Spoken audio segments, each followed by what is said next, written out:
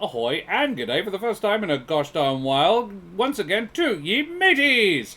I be your primed and well-rested DM Josh the Pirate, and it brings me more satisfaction than seeing my enemies driven before me and hearing the lamentation of their women to welcome me back to Corsair's Cove. And my Humblewood well for a new campaign of songs and scales. Above me I have me hearty crew.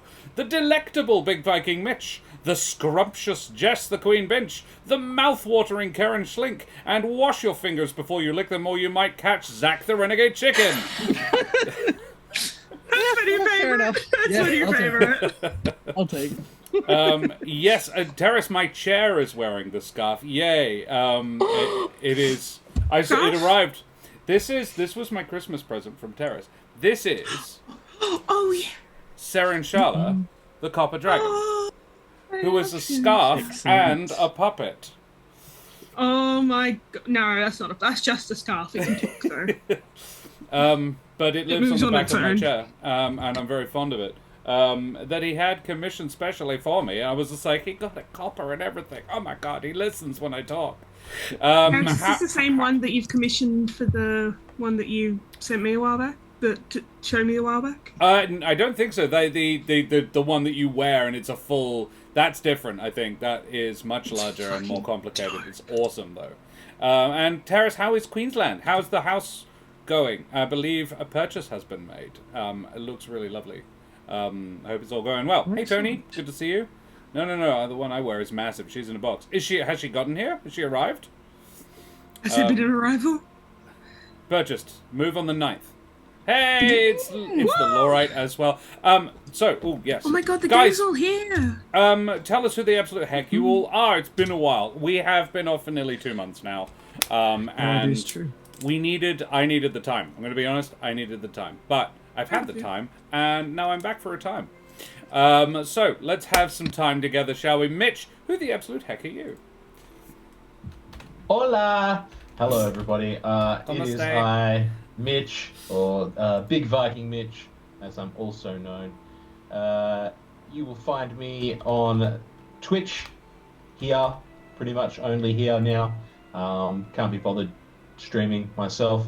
Valid. And if you wish to follow me in any sort of sense, you can find me on the Twitter or X, where I will occasionally twat things. And yeah, that's pretty much me. I'm playing Hank. Happy to be back. Tell us a little bit about Hank, as we have not seen or heard from him for a little while. Hank's a pretty relaxed individual. Doesn't like to get his blood pressure up too much or get too worked up about anything. He's a bounty hunter and a monster hunter, and yeah, he's a laid-back individual. Excellent. And he's alluring. Marvelous. She's a He's a cat cat person, but he's like a lion. It's on the screen right now. I love There he is. him. Yep. Jess, who the heck are you? I'm an individual who has only got one eye worth of mascara on, so we're just going to do this. It kind of occurred to me that maybe for the first stream back, maybe I could look a little bit nice and put a little bit of makeup on, and then I was like, well, we're going live, and I'm like, yeah, I'm just going to do it. Hi, I'm Jess. I am Zach over here's other half. That one. Sure. That way. All the way that way. I'm Zach's other half. I'm playing Milo Long. He is a little hedgehog guy. He's just a baby boy. He would never do anything wrong in his life. He did eat food that he was not meant to. At the very end of last session, people are a little bit mad at him because, one, it's chicken and we have 2 bird folk in the party, and 2, it was kind of just on a table. Oh. Hi, Train! Yeah. Oh, Terrace, thank you for those gifted subs, you bloody champion. It's very kind of you. I'm just glad to be here. Yeah. Giveaways. Marvelous. Karen, tell us who the absolute heck you are. Hello! Level 4 hype train. Jesus Christ, Terrace, how many did you Whoa! Calm down, man. We're not even 20 minutes in. I love it. But So what was he saying? Hi, I'm Karen, sometimes known as the mother of bunnies, both real and fictional. And I definitely am not blocking out the horrors of the world with gay hockey players.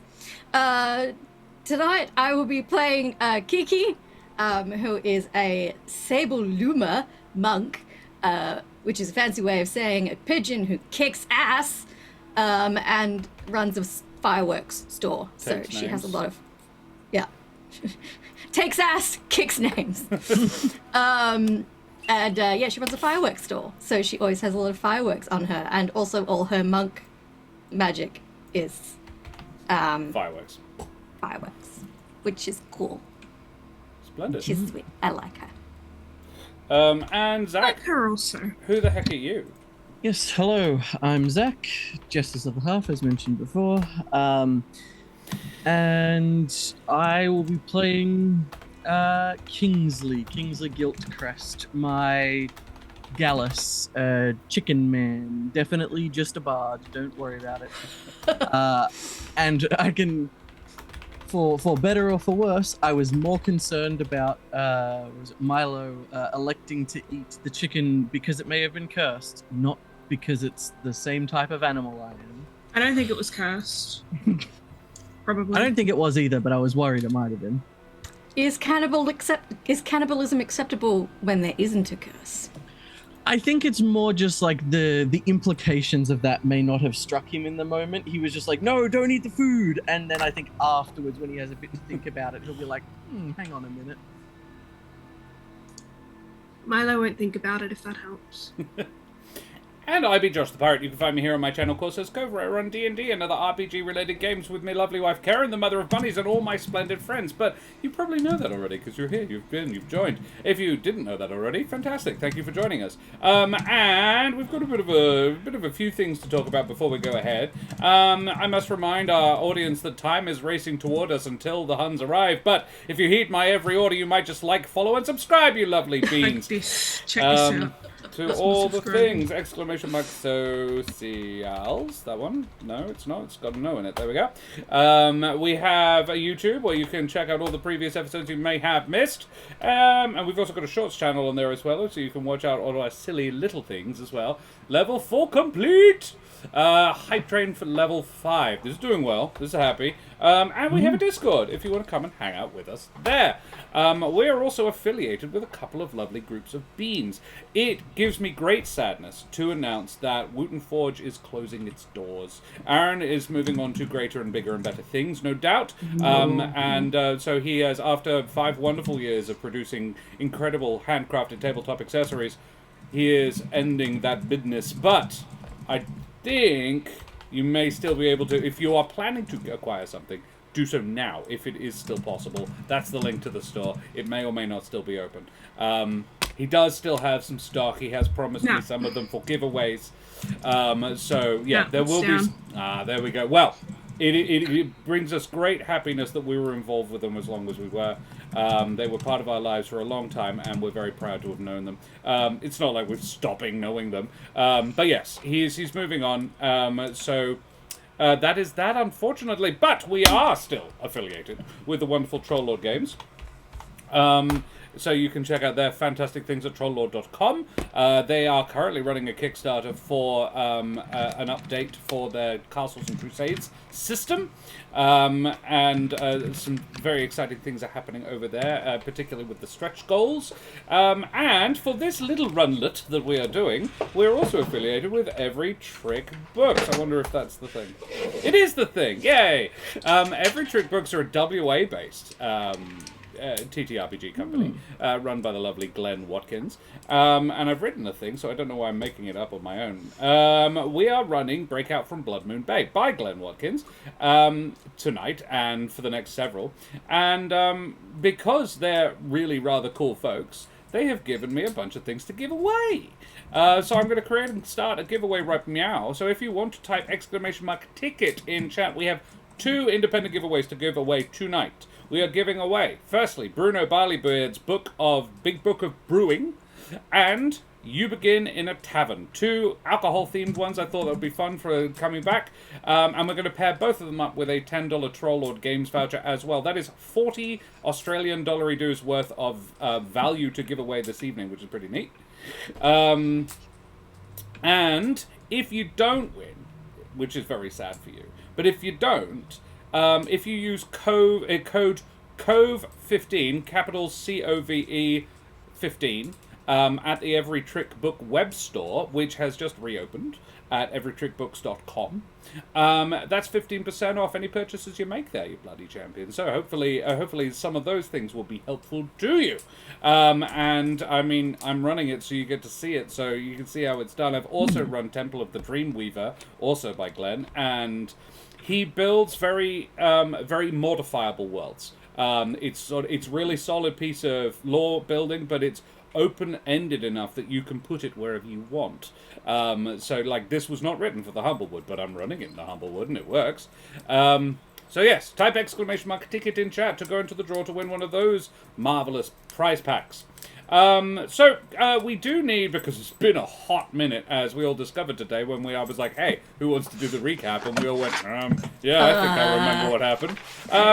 Zach, can you give us a quick rundown of what we did last time? Yes, I can, and any of you feel free to jump in, because it was discovered that what I thought was very good memory of the session was of the session before, so I had to rewatch some stuff to remind myself. So, we started last session having already made it down into the sort of forbidden area, these wizards' workshops within this bay, where everything was sealed off because it was deemed too dangerous.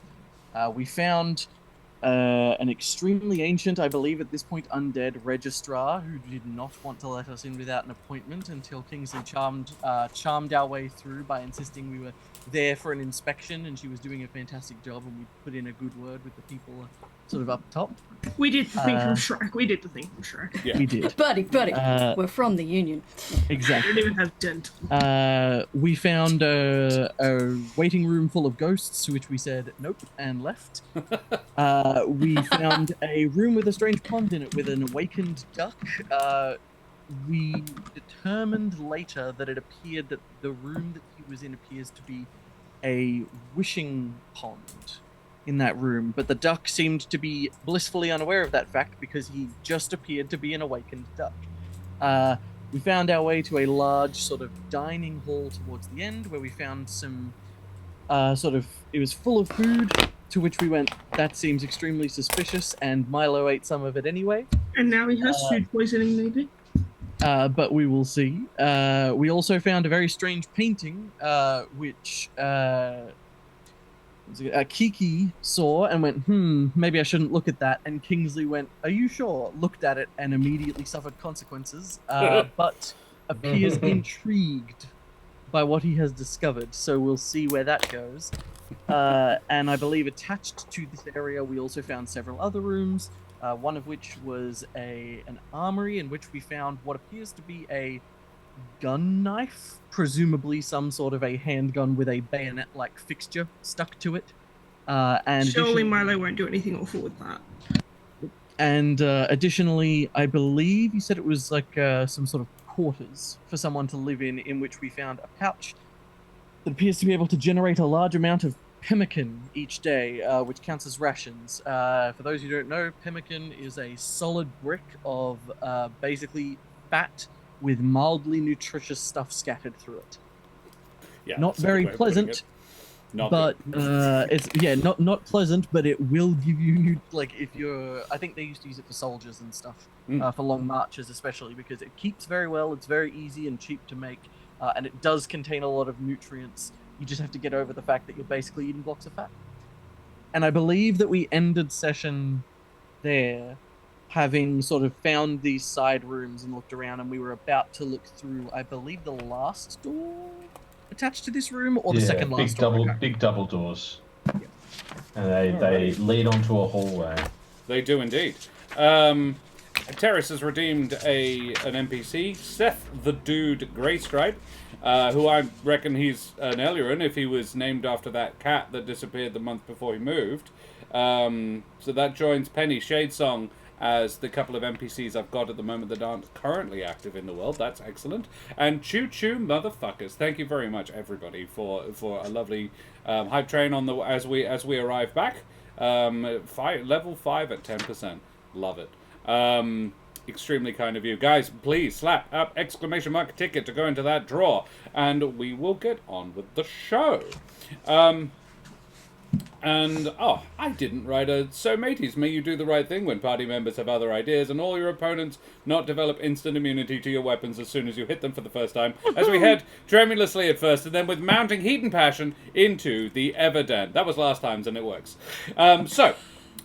We return to the lower levels of the tower at Bloodmoon Bay, former home of the Eliran wizard Zokore, at one time the vizier of the old Eliran Empire, and a bit of a strange dude.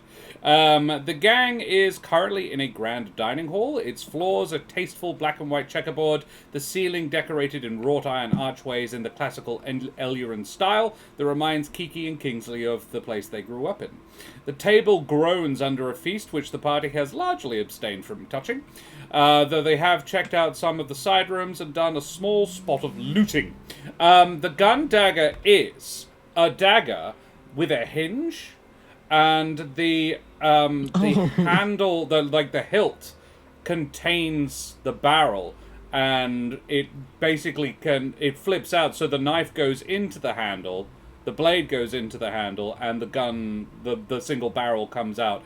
It'd be a bit of a trick to reload. Functionally, it's actually a minor magical item. You have to cast a fire-based cantrip on it to reload it. And then it fires it's a 1d10 plus your dexterity thing. It's a standard firearm, it's just a bit of a complicated thing to reload. It has the loading property, but it has the very complicated loading property. But it's also a dagger. It's kind of neat. Maybe that shouldn't go to Milo. Maybe that should go to... I think I should go to Kiki. I think we should give Kiki a gun. It actually does feel like a Kiki thing. I was gonna say, especially now that you've made it that you need to fire cantrip to reload it and set it off and everything. The idea of going like, oh, hang on a minute, this is a complicated explosive device. Kiki, you've got it right. Yeah. I believe I'd found a leather bag. Yeah. That magically had roaming rations in it. That's the pemmican. That's where that came from. That's the bag full of pemmican. It just automatically generates very boring rations once a day. Oh so my you god, never have to look it's like for food those again. fatbergs and shit. So we could do a little switcheroo, the bag of bland food for the gun knife.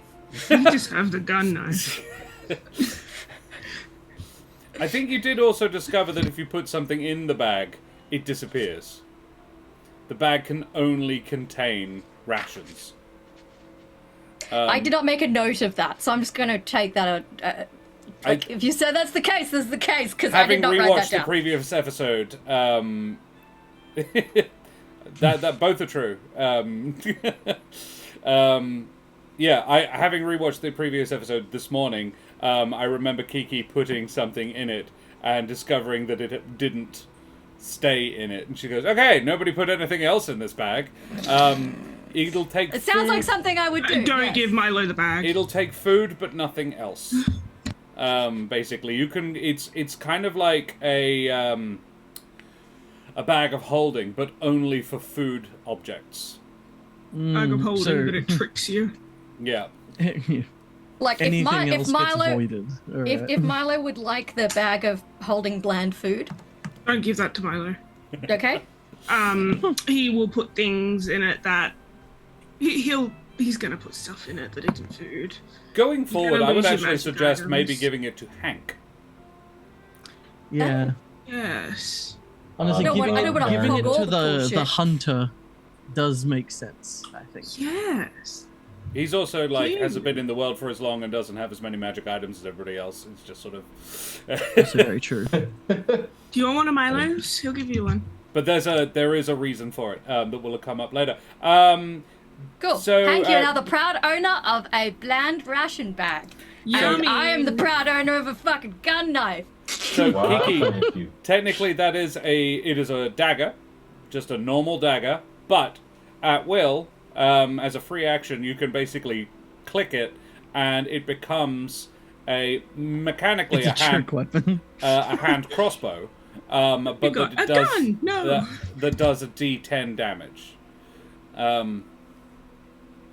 And her dex is very good, so it's not a bad person to give it to. Cool. Alrighty. The doorway leading out is in the eastern end of the room. Going back through the door in the southwest corner would have been back into the room full of paintings and artworks where you've already been. So you're heading east, one presumes. And who opens the door first is the big trick. Don't mind me. I'll just step right in front of the part where the double doors join and just push them open. Or try to push them open. I may be pulling them open depending on what kind of door it is. You pull the doors open. I pull them, okay. I think, yes, yeah, it's a pull. Let's say it's a pull. You find a corridor. It goes forward about 20 feet and then turns to the left, north, if you're using the compass points, and heads up a fair ways before a T-junction, is what you can see. A fair ways being about 80 feet. Okay. It's dimly lit. There are candles and sconces on the walls, but not very bright ones. I'll kind of hold my hand up and put my hand to my ear. Do we hear anything down the corridors? Perception check, please. May I do the same? You may. Everyone with ears can. That's a 21. 21 for Milo, 18 for Hank. Both of them pass the score required to hear deep and slow breathing. That's Milo, he's having a nap. No, Milo is not large enough to generate this level of deep you'd breathing. be surprised. This is the rumbling of a creature. At least a large creature. Kingsley has no idea. In fact, Milo Kingsley would notice... is still hearing the symphony in his mind. Yeah. Milo would probably be able to tell it's coming from the right-hand passageway up the top. The one that heads further east. Hank, he's done that way. Any of you a little bit more quiet with your moving? I'm a little bit heavy. All I mean, three of them are I've pretty got a- stealthy. I got a I've got plus little 8 to feet. stealth. I got +9. Oh, fucking Milo. My feet are smaller. Just don't go it. Just don't go do eating the- anything off the ground. Maybe he should go. Maybe Kiki should go. She possesses an iota of common sense. Milo's gonna kind of place his hand on his chest. He'll glow that like mossy green and I'll be right back. I'll just cast guidance on myself. Yeah. So probably and he's gonna point at Kingsley, probably tell Kingsley there's something happening because this guy's over here like... Yeah. Pass He's obviously not that hurt. on to Kingsley. Kingsley. Yeah. Right. Yes. Of course. Sorry. Just prepare for action. Kind of shakes his head and he's kind of like bashing himself a little bit, like sort of trying to clear his mind before he'll just right. Just you stabilizes. All right, you've got it. And just gives a pat on the shoulder, and I'll give a bardic inspiration. There you go then. Get your head in the game, Gonna Kingsley. go take a little peek and figure out what the hell's going on around here. Yes. Big Apologies. stealthy thoughts. He's gonna tiptoe sneak, but Yep. you'll hear the little pat, pat, pat, pat, pat of hedgehog feet, and then suddenly you won't. And off he goes. Roll me a stealth. Wait. Alright, so the flat stealth roll is going to be a dirty 20. I will spend my guidance, but not the bardic, so it's 23. Okay. 23 is very freaking quiet. You get up to the end, and the T-junction is just that. It is the stone passageway goes in both directions, heading west. So turning left takes you 10 feet, and then another large double door, similar in grandeur to the one... Actually, no, it would be a single door. Yeah, a single door into... well, you don't know, it's a room and it's closed. The other one, however, you can see is another paired passageway. It sort of goes sideways and then a T-junction south and north. The breathing is definitely coming from that way. And Okay. presume you follow it up a little bit. Yes. Sticking your head around that corner, basically, you're up, you've gone, turned right, looking down, there is a cave-in about 40 feet down. Okay. However, if you head north again, that's where the breathing is still coming from. And there is another T-junction. And the breathing is getting louder. This is definitely the breathing of something... It's actually sounding a little labored. Like something's got a weight on its chest. And it's probably fast enough that the person, or the thing, is awake. And very big. Just to clarify, after maybe 15, 20 seconds of Milo being out of sight of us, I'll gesture to the other two to very slowly move forward to the end of the corridor. Yeah. And yeah, once we're kind of there, if we peer around the corner, if we can't see Milo, then we'll kind of continue on. Are that makes sense. Are you stealthing or just walking? Stealthing as well. Yeah. Alrighty. Stealth along. Alrighty. Stealth along then. As they're coming up, Sneaky times. I'm gonna sneak my head around. I'm gonna take a peek at whatever this thing is. That was a 15. 15. And Stealthy times. Kingsley. 21. 21. Nice. Pretty darn stealthy, the lot of you. Yeah, with an average around the 17, 18 mark, that's not bad at all. Yeah, you guys all come up. I reckon Milo has barely, like, it hasn't gone particularly far. Would that be fair to say, Jess? Oh yeah, he's probably like a hallway or two ahead, so they probably get in just as he's Sort of like continuing up? a little bit. Yeah, either that or just after he sees whatever this thing is. Yeah. Well, he hasn't seen the thing yet. I just hadn't moved him forward, so he's just rounded the corner, seen the cave in to the south, and then going up north. Okay, goes up to the top. I don't know what this noise is. Similarly to last time, it's pretty much a carbon copy, but the corridor is a little bit further this time. If you look to your left, there is about a 40 feet of corridor and then a doorway. This is a big double door, similar in grandeur to the one you walked through from the dining hall. And if you turn right, is where the breathing is coming from, and the corridor goes straight for about 20 feet and then turns right south. And you can definitely hear the breathing in that direction. Sneaky sneak, pap, pap, pap, off I go. There is also a little doorway in the corridor, along the north wall of the corridor, but peeking in through the keyhole, it's a room with the ceiling has completely collapsed. It's another sort of cave-in situation. That's not where it's coming from? That's not where the breathing's coming from. Sticking your head around the corner, you see a humanoid. Humanoid. A humanoid. A huge humanoid? A very huge humanoid. Yeah. A huge man. Or rather just the head and shoulders thereof. Yeah, there is, broadly speaking, a person. Not that you've ever seen a human before, but, I mean, it's a giant. We saw part of one. Because in the previous, the dungeon that we did, there was that enormous carving that looked like half a skull and half a human face, and we all went, what's that? Yeah. So, just one of those things from the temple wall. Yeah, absolutely. So, this is Milo seeing one of these things from the temple wall? Pretty much, but it's massive. Does it look like it's being crushed or hurt? It looks like it's jammed. it's sort of managed to... It looks like it's squeezed itself down the corridor until it couldn't anymore. One of its arms is sticking out in front of it, and it's sort of propped up on its chin, and it kind of just looks bored.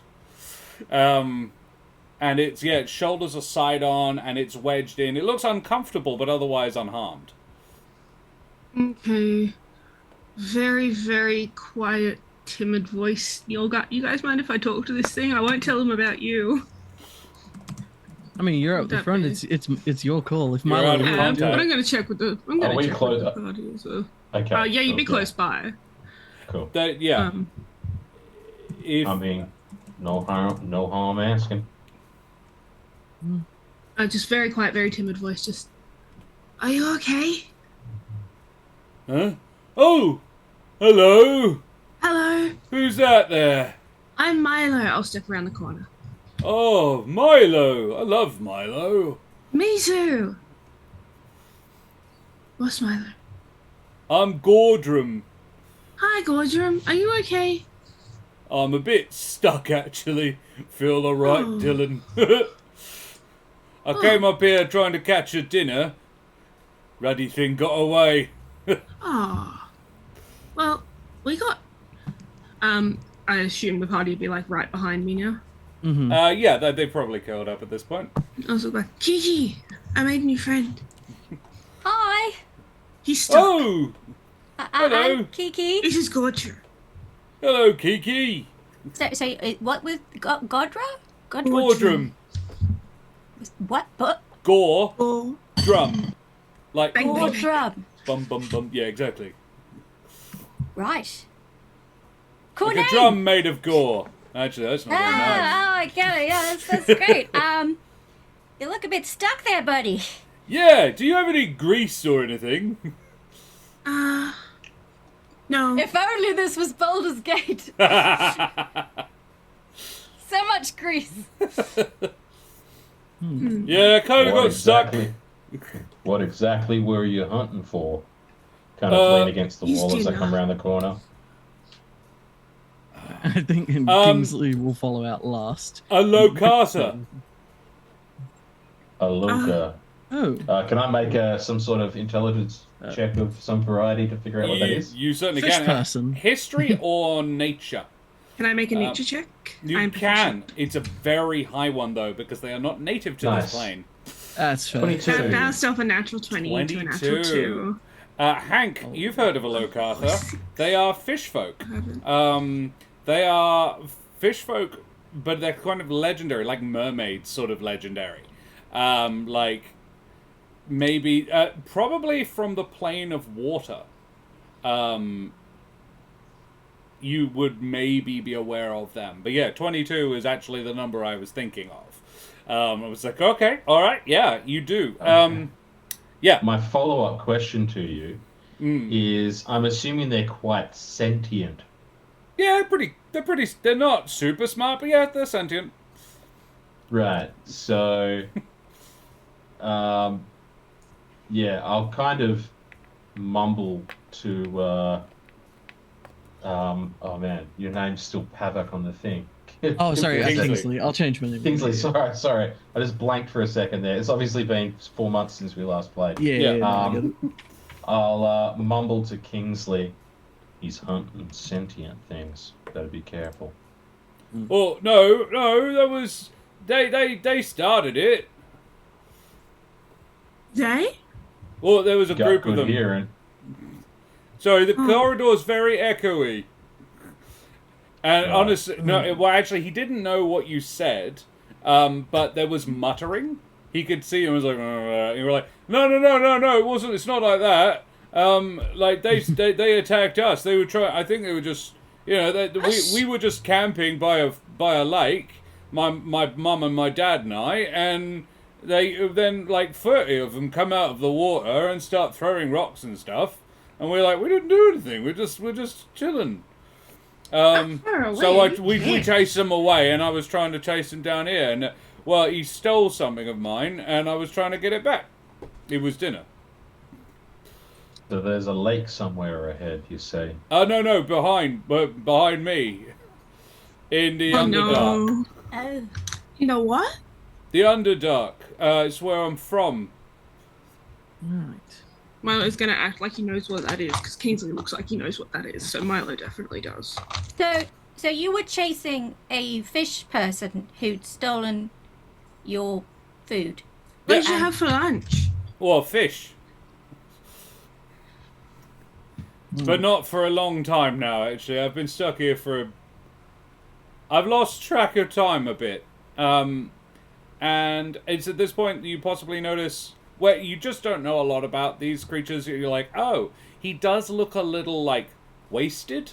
Like, not starving, Oh, like but... atrophied, kind of. Yeah, a little bit. He's probably been here for, I mean, a medicine check, I think, if you want to try and figure out Yeah. roughly I how long do. the guy's been I'll roll here. for that. I really want to know how 10. long the guy's been here. That's a 10. 17. 17 for Kingsley. Okay, Doctor. Ah, 8. Yeah. A while. Dr. Kingsley Giltcrest, MD. I believe you. Solid guess, the guy's been here for at least a year. Holy. What? Mm-hmm. Like, He is so chill for having been stuck down here for Well, a I year. think it's like a wraparound effect. Like, he's once it's dressed- been long enough. yeah, he's dressed in... He's also thick as two short planks. And I reckon... No, like, really? Being stupid and bored is easier than being smart and bored. But his main trick is... he's dressed in, like... Giants rarely wear nice clothing, or even clothing that would even really be described thereof. It's sort of skins of large animals, and sort of patchwork together. He's wearing an over-the-shoulder, traditional cartoon caveman attire. Right. A sort of a loincloth with an over one shoulder to keep you a little warm, maybe. He's wearing that, and it's not very snug on him anymore. So it's a little possibly unusual that he's wearing quite a fancy ring. Indeed, I shall show you the ring. That is the ring there. It's gold, and it's got a pair of hands holding a giant red ruby. Take care, Terrace. Oh, Jesus, up since 3. All right, yeah, go get some sleep. Go to Thank you for bed. joining us. Good night, Terrence. Yeah. So he's wearing that hands. on the hand that is free and waving around, and it's huge. It's a pair of hands holding the gem, and on his hands, the hands are about human sized or person sized. And I mean, from even a cursory glimpse, Kingsley, that's the reason he's still alive. Oh. I think, yeah, okay, Kingsley, I think, will step forward to get sort of a slightly better look at the man, or whatever it is. And we'll just, manners, sorry. Kingsley Giltcrest. Lovely to make your acquaintance. Oh, well, nice to meet you too, Kingsley. I'm Gordrum. Nice to meet you. I don't have a surname. I have to work You don't on that. need one. Well, you could pick one if you'd like. You could pick one. Gordrum Corridor Stuck. Well, I like it. It has good callback potential. hopefully soon we'll be able to pick you a more appropriate name.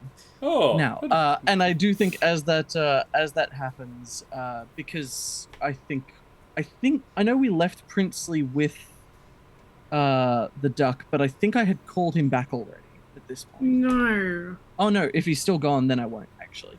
But I I don't will think you did. sort of as I get a bit closer. I think Kingsley will. If you don't mind, Gordrum, would it be okay if I took a look and tried to see what was sticking you here, so to speak? Well, My when was the own last fat time you arse, I tried to think. wiggle?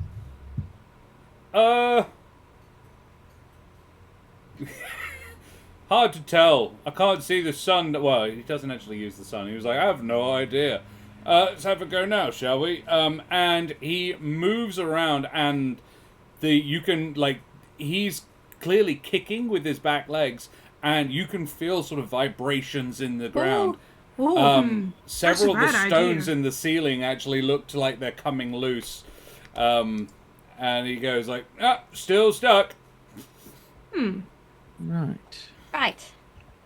So. So, your parents didn't come looking for you? after you got wedged in here? Oh, they're too big. Right. Oh, They're- Okay. they're- how no, old are you? So this guy is a huge creature. And his parents are bigger. Uh-huh. Yikes. He looks. I mean, no, I'm not even going to tell you. You have no basis for comparison. You have no real what you don't even for humans don't have a baseline for age. He doesn't have any hair. He's bald and skinless scalp, hairless scalp, not skinless scalp. God, I'm like, whoa, what? Doesn't have skin? That ring's putting in work. the hair is the hair. The skin is sort of granite grey, though his eyes are quite a sharp white. Have quite sharp whites and dazzling blue irises. There you go. His teeth are like that of a cow. Wow. Despite 5 years of painful orthodontics, yes. And they're only getting worse. Permanent retainers are fucking the best. If you ever get orthodontic work again, just get the permanent retainer. Just keep it in. It's so good. I I can love afford orthodontics. It's so bad. It's ridiculous. I got it done in Singapore when I was 12. That's how long ago it was. His teeth are not those of a carnivore. Let's put it that way. They are they're flat grinding discs things, not so much I suppose, sharp. he could eat stuff like fish because I guess at his size, Mash it up. Yeah. it's so small that Yeah. you could just Sushis, yeah. But yeah, he doesn't look like the kind. If you had any context for it, he's a stone giant. yeah, that makes sense. So the vegan's final form. Yes. Yeah, they get to evolve. Yep. I love you, Right. vegans. Well- Don't kill me. I was vegan for a good chunk of my life. We got a couple options then. Deficiencies. Oh yeah, Yeah. I'm Gordrum, by the way. Hi, Gordon. I know. My name's Hank. Pleasure to meet you. Hi, Hank. I'm just she's- gonna talk Hi, to my Hank. friends here. I'm just gonna talk to my friends here, and I know you can hear me, but it's cool, whatever. He actually I'll looks just turn to the mildly rest of you. sad to have not been included in the my friends. All right so then. we either try to deal with this situation and kind of nod my head back, like gesture my head back towards Gordrum, or we go have a look in one of the other locations, because I'm not leaving Gordon stuck here. I think that it might be worth checking the other rooms specifically to find something that might help us get him loose. Ooh, Because at oh, least oh. the way... Was Yes, there something to say. was there a butter dish on the table with the food? Oh, so now we're allowed to touch the food. It's Well, we're not going to eat the butter. We're going to use it to grease up Gordrum. Oh, I don't know if they would have had that much butter. As he sort of looks over his Do you shoulder. know what at you the do have a enormous large food. quantity of? Mm. Pemmican. Oh, yeah, it is fat. That is true. It's lard. If you just melt it down, I say. can feel the spirit of Jamie Heineman coming through it. When in I've got doubt, a- lubricate. I've got a flask of oil. Yeah, me too. But I don't know how much. I don't know if it'll be Yeah. enough. I That's mean, don't I know could about try and- pemmican. I could try and hip and shoulder charge him. If, He didn't do anything. If we did it all... No, sorry, I'm not involved. No, Oh, you can talk. You're the one who's stuck. Well, if Would maybe you if one prefer of to you be could... greased? Because Hank looks really cool and strong, and if you did maybe Yes. grease me up a bit, and then Hank gave me a good old push, and I kind of I mean, try and here's what wiggle I the... can do. if I bring Larry in, don't worry about it, Gordon. I'm just talking to my friends. If I bring That's his Larry in, brother. if I move up close to Gordon, Yeah. can I see past him in any way, or is he Yeah. like? Just a bit. Yeah, okay. Yeah. So I'll nod and I'll turn back. I could appear on the He other side of smells him. awful. I believe it. Yeah, it's been laying there for a 1 year of year. fecal matter. Use that as grease. Actually, no. No. Well, the ring has been nourishing him. He doesn't actually eat. He hasn't been eating, yeah. Also, he's a stone giant, so he'd I just can shit go pebbles, on the other right? side of him. I can go on the Oh. other side of him and tie a rope around his ankles and try pull. Mm. And we couple that with some grease from the pemmican, and through you push, and maybe we can try to wriggle this sucker out of here. And if that doesn't work, after a night's sleep, I can turn him into a cloud of gas for a while. Oh. I mean, That's that's cool. not a bad idea. That would save a lot of grease thickening him up. Well, And I could wait one more night. I It think does and, take a lot of energy. Kingsley will also look. Yes, yes. Look, yeah. Yeah. If you can wait another night, then I in- mean, we can maybe go look at some of those other doors and then camp up here for the night and then try it on the morrow. and, Well, the additionally- Locatha went through that door there, and I hadn't gotten around to mentioning it, but yeah, this long corridor that he is in, and it's the longest you've been in yet, actually, it's over 100 feet long. About a third of the way down it is a double doorway that is closed. So is that the double doors that Milo passed earlier that you mentioned? No, Or it's a no. new So one. Separate there's doors. another set of double doors. Okay. There Okay, are, yeah. so far, 3 sets of doors that lead on to other places that you have not investigated.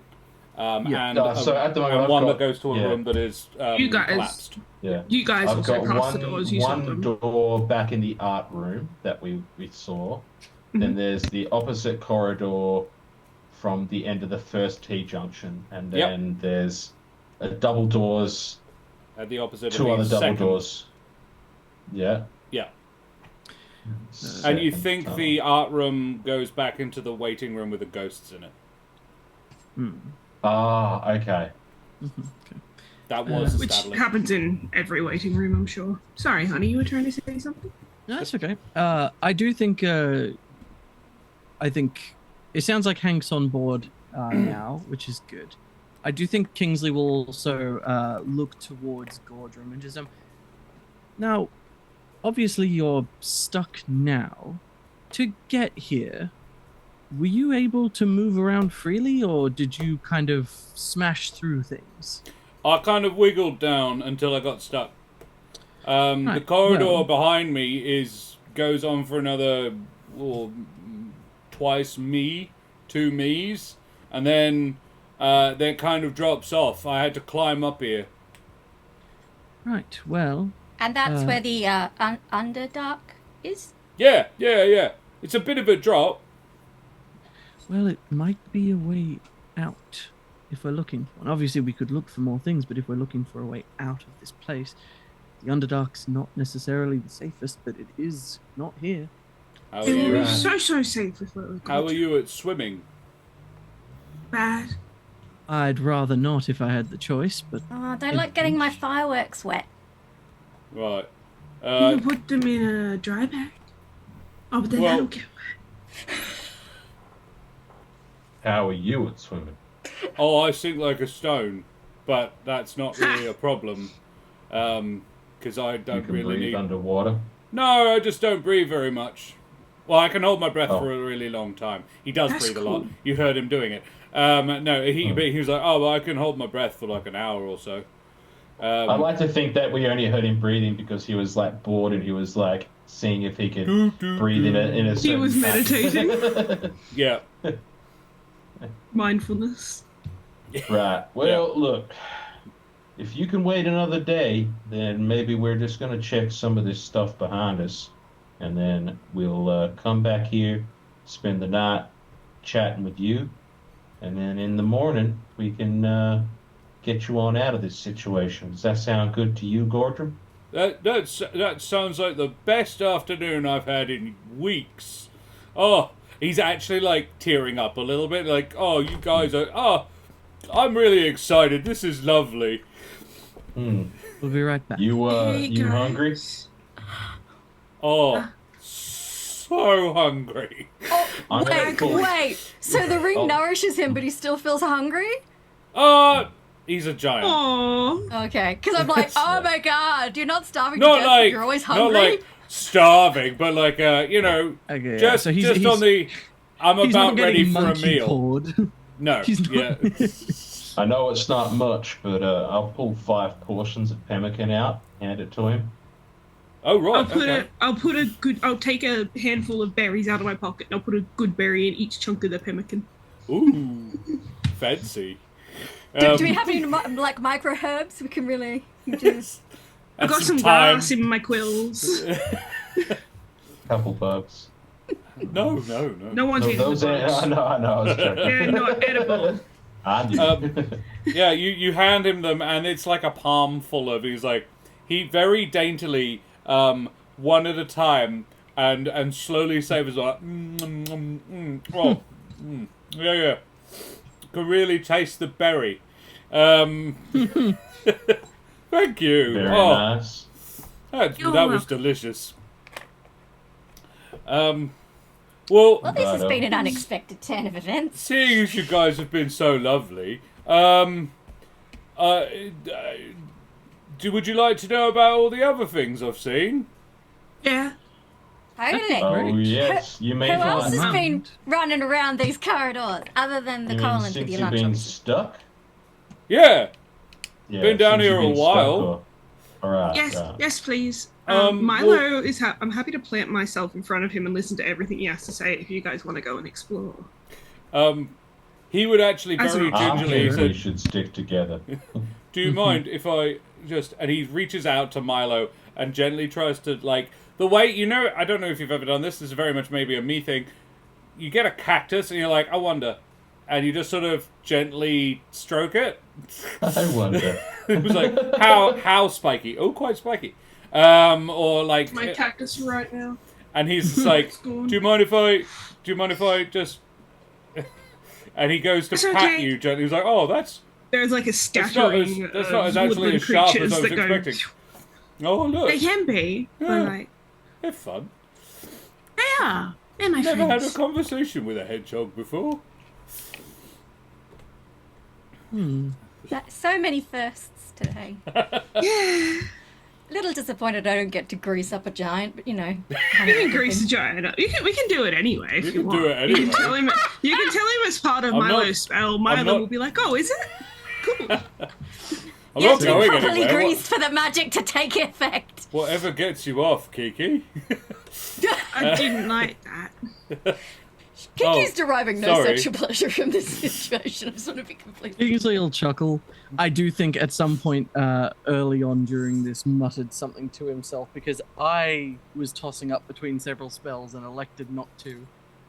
As I think Kingsley mutters to himself about not taking that trader up on the Scroll of Enlarge Reduce, which was one of the spells that I almost took that would have instantly fixed this. Yeah. I mean, I've got burning hands. We could always try. You do the Try grease that. first.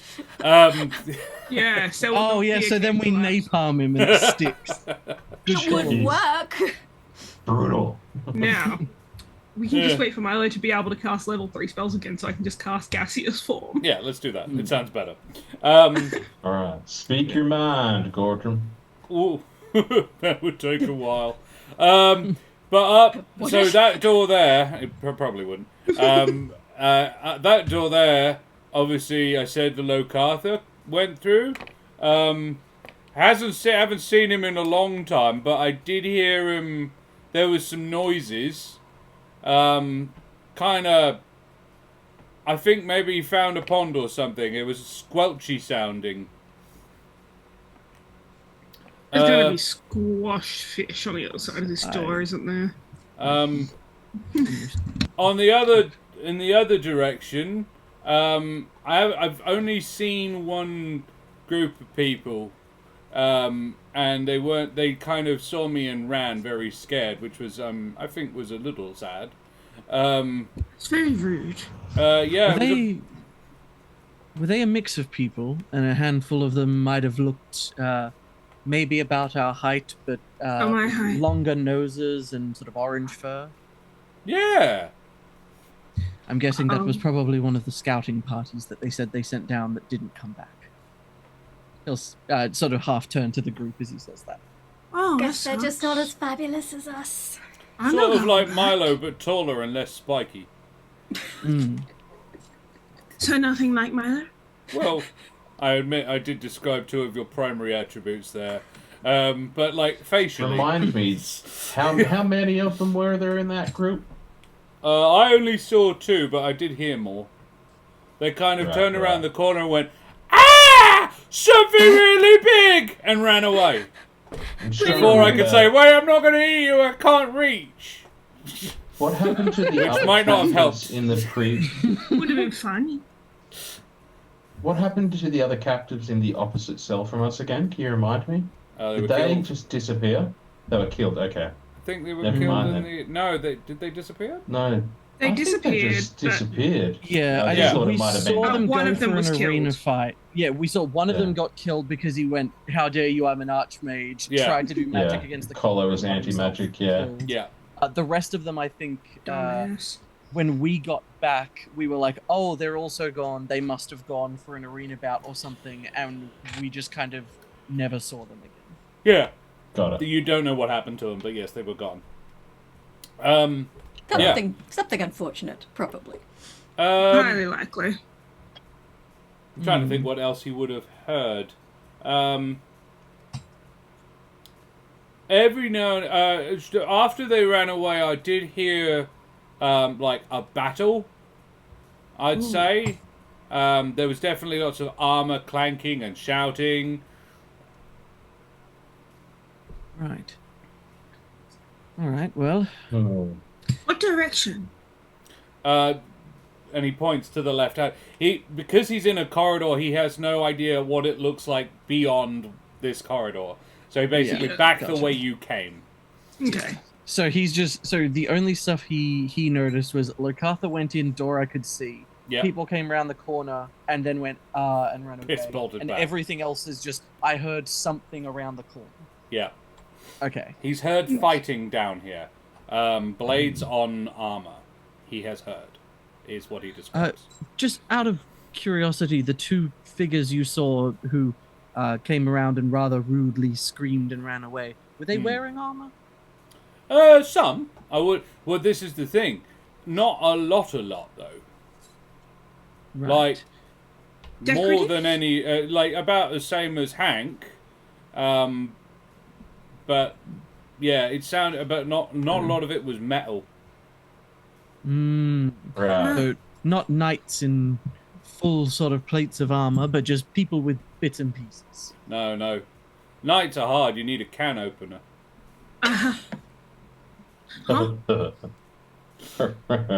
That's actually pretty good.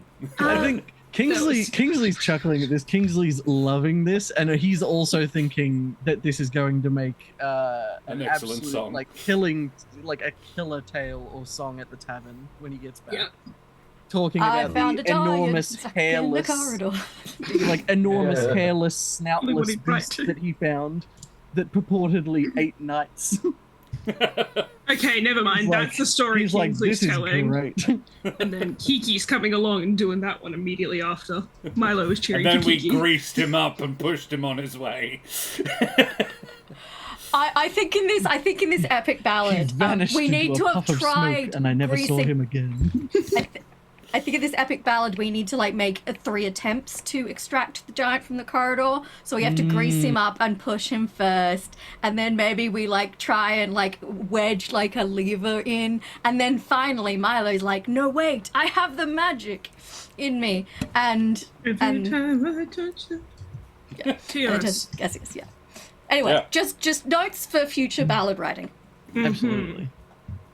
This is, And Kiki should you need like to write definitely about. use fireworks somehow. Oh, of course. And the gun. and the knife gone. All right. Well, maybe if we're...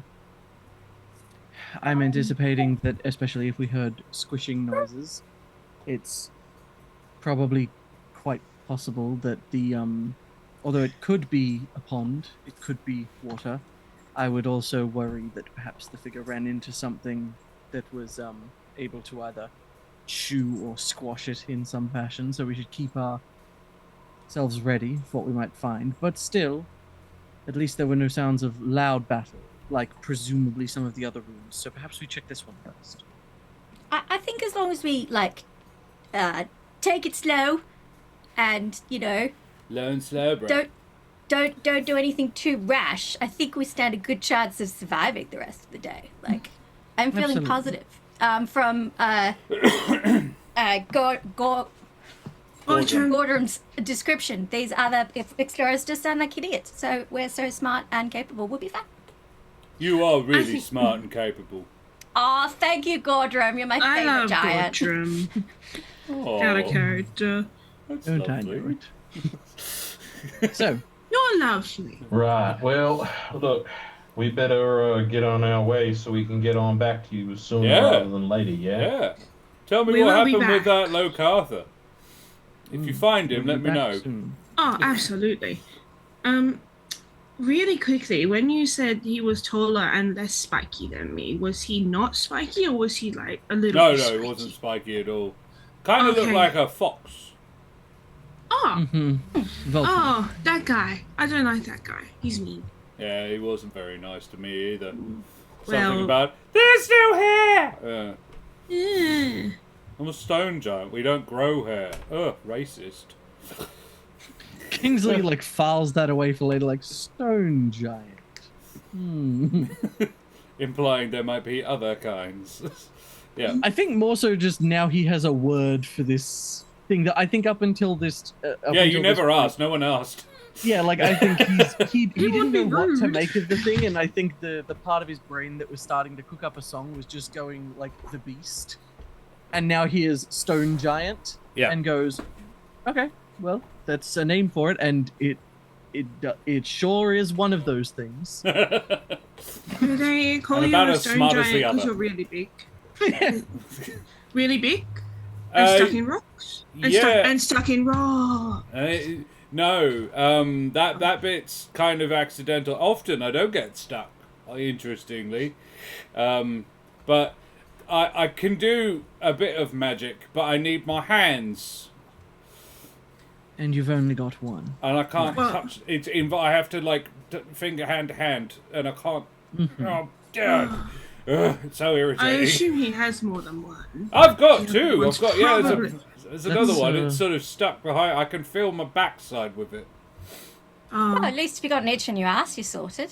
Yeah, no, it has actually been remarkably useful for that. Right. Well, we'll I'm be just- back as soon as we can, and I think that Kingsley's gonna turn to the door. Can I ask a favour? Can you leave the door open? Just I haven't had anything new to look at other than you lot for a long time. Absolutely. Actually, you know what? I'm going to kind of lean down to the ground. We're gonna get we'll get a little cockroach, a little ladybug, maybe a little mouse, just some bugs and critters. These guys are gonna stay here with you, keep you company. They can't talk very good. That's Um, okay, neither can I. Oh, they can't talk at all unless you do a magic thing. Oh, okay. I do can they talk better dance? than them. But they dance. Oh, they dance. I love dancing. I can't make them dance, but maybe they'll dance. I think Kingsley in that moment will just lean over and just like actually sort of leaning forward a little towards the bugs, given he perpetually has the ability to speak with animals. We'll just sort of lean over towards them and just Dance. yeah, basically just Dance, bitches. move around a little for him. Oh. To be very clear, this is my gathered swarm. Yeah. They can understand me. The fact that they can understand Kingsley fascinates them to no end. Princess Like, Barrowhammer. I know, I can talk to Completely you. right. Why can't I talk to With the right sized arrow, you can make anything dance. Exactly. Yes. you? Woohoo! Valid Alright, point. so door everyone? Door. If it bleeds, you can make it dance.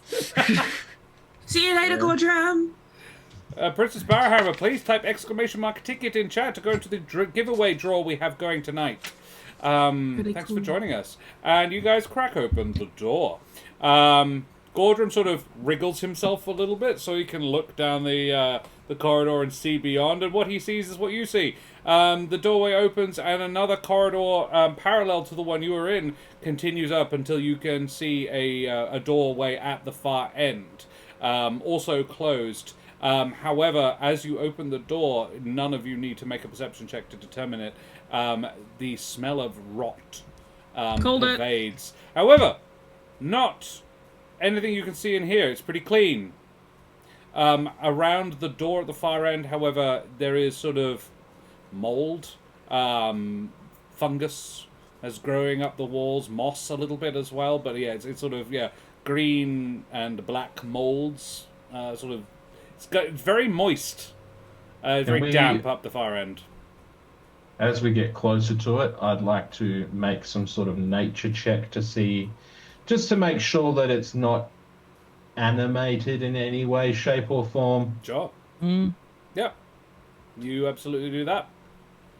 19. It's not. It's good. Mold Very glad to hear it. Absolutely. True. I think it's got a manful amount of bleach required to get rid of this thing. The door is kind of like the wood of all these doors have been really quite well made, nicely fancy doors. This one, same deal, but it's been water damaged for years. Sort of, it's rotten. Is the trick. I do think Kingsley at this point will sort of lean towards Hank and just I won't be opening this, but so someone else can touch it, but this might help. And I think he looks a little disconcerted, but will take a couple of steps forward and, taking advantage of Gallus's seed speech, will speak to the moss on the door, and we'll just before we enter, is there anything moving about in there? How did you do that? Pardon me. Remind me of that ability. How detailed a response can they give? It says here, your connection to the Great Rhythm is such that you can speak with the greenery of the forest itself. Through speech and touch, you can communicate simple ideas to living plants. You're able to interpret their responses in simple language. Right. Plants in the wood don't experience the world in terms of sight, but most can feel differences in temperature, describe things that have touched them, hear vibrations that have happened around them, including speech. So I know these things can't see, which is why I'm just asking, is there something moving around back there to know, like, if there's something living that we should be worried?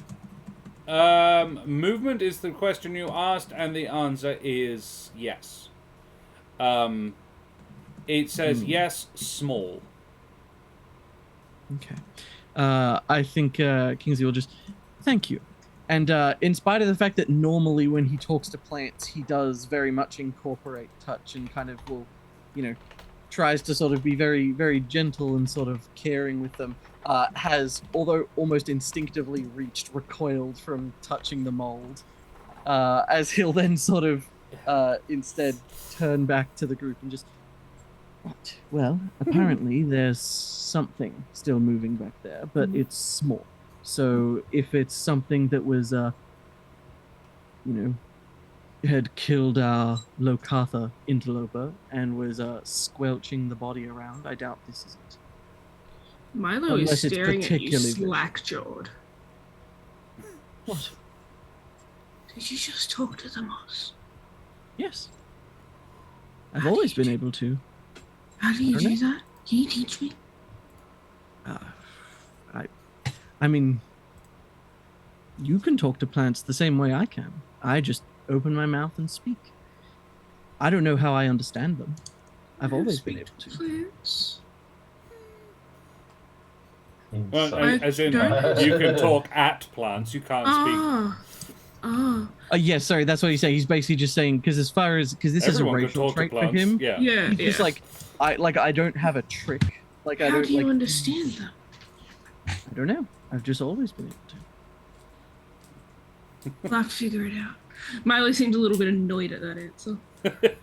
It's like, why did they get all the cool shit? Josh, I would like to expend a first level spell slot to do my primeval awareness. Very well. To sense whether any aberrations, celestials, dragons, elementals, fey, fiends, or undead are present within 1 mile of you, or up to 6 miles. I'm not in favored terrain, so within 1 mile. Yeah. This feature doesn't reveal the creature's location or number, but in reading out, it would reveal the type. Can I have the list again, please? That is going to be... Oops, sorry, it's run away from me. Aberrations, celestials, dragons, elementals, fey, fiends, or undead. There is a dragon within 1 mile. There is also a fair quantity of... Technically speaking, from the stat block I have, it's not undead, but I don't know why it's not undead. Right. Is this the ghosts? I was going to say, we did literally see there is so. a lot of ghosts. Yeah. There is a lot of undead. It doesn't give you the number or anything like that. So yes, you would pick up a lot of undead. It just does the old fine traps of I cast the spell and yes, there's a trap. It's not a super useful spell. I've decided if you're in your favorite terrain, it doesn't give you 6 miles because that's less detail. You did too. You said it gives the same amount, but it gives a mounted direction. It gives you a mounted direction, but within 1 mile instead. It makes way more sense to do that. Yeah, I am not in my favorite terrain. But unfortunately, you are not in your favorite terrain. So yes, My there is is, a dragon, forest, coast, and swamp. and there is a butt ton of undead. Excellent. No celestials. That's good. No fae. I don't think the duck counts. It's just a duck. No, everything else is... the duck is just a duck. Duck's a beast. He's just a guy. Yeah, that's what you get. Duck's a humanoid. To you guys, look like Milo kind of stops in his tracks after he hears Kingsley say a whole bunch of small things and goes, "I'll check." He squeezes his eyes shut like really, really tight. He almost starts shaking a little bit, like he's concentrating really hard. There's no other visual or sensory effect. He'll just go. So there's lots of undead things, so maybe the ghosts. And there's a dragon, but there's not anything small in that room unless it's more ghosts. Dragon. Uh-oh. Right. Well, how about... Which direction is this dragon? No. Can't tell.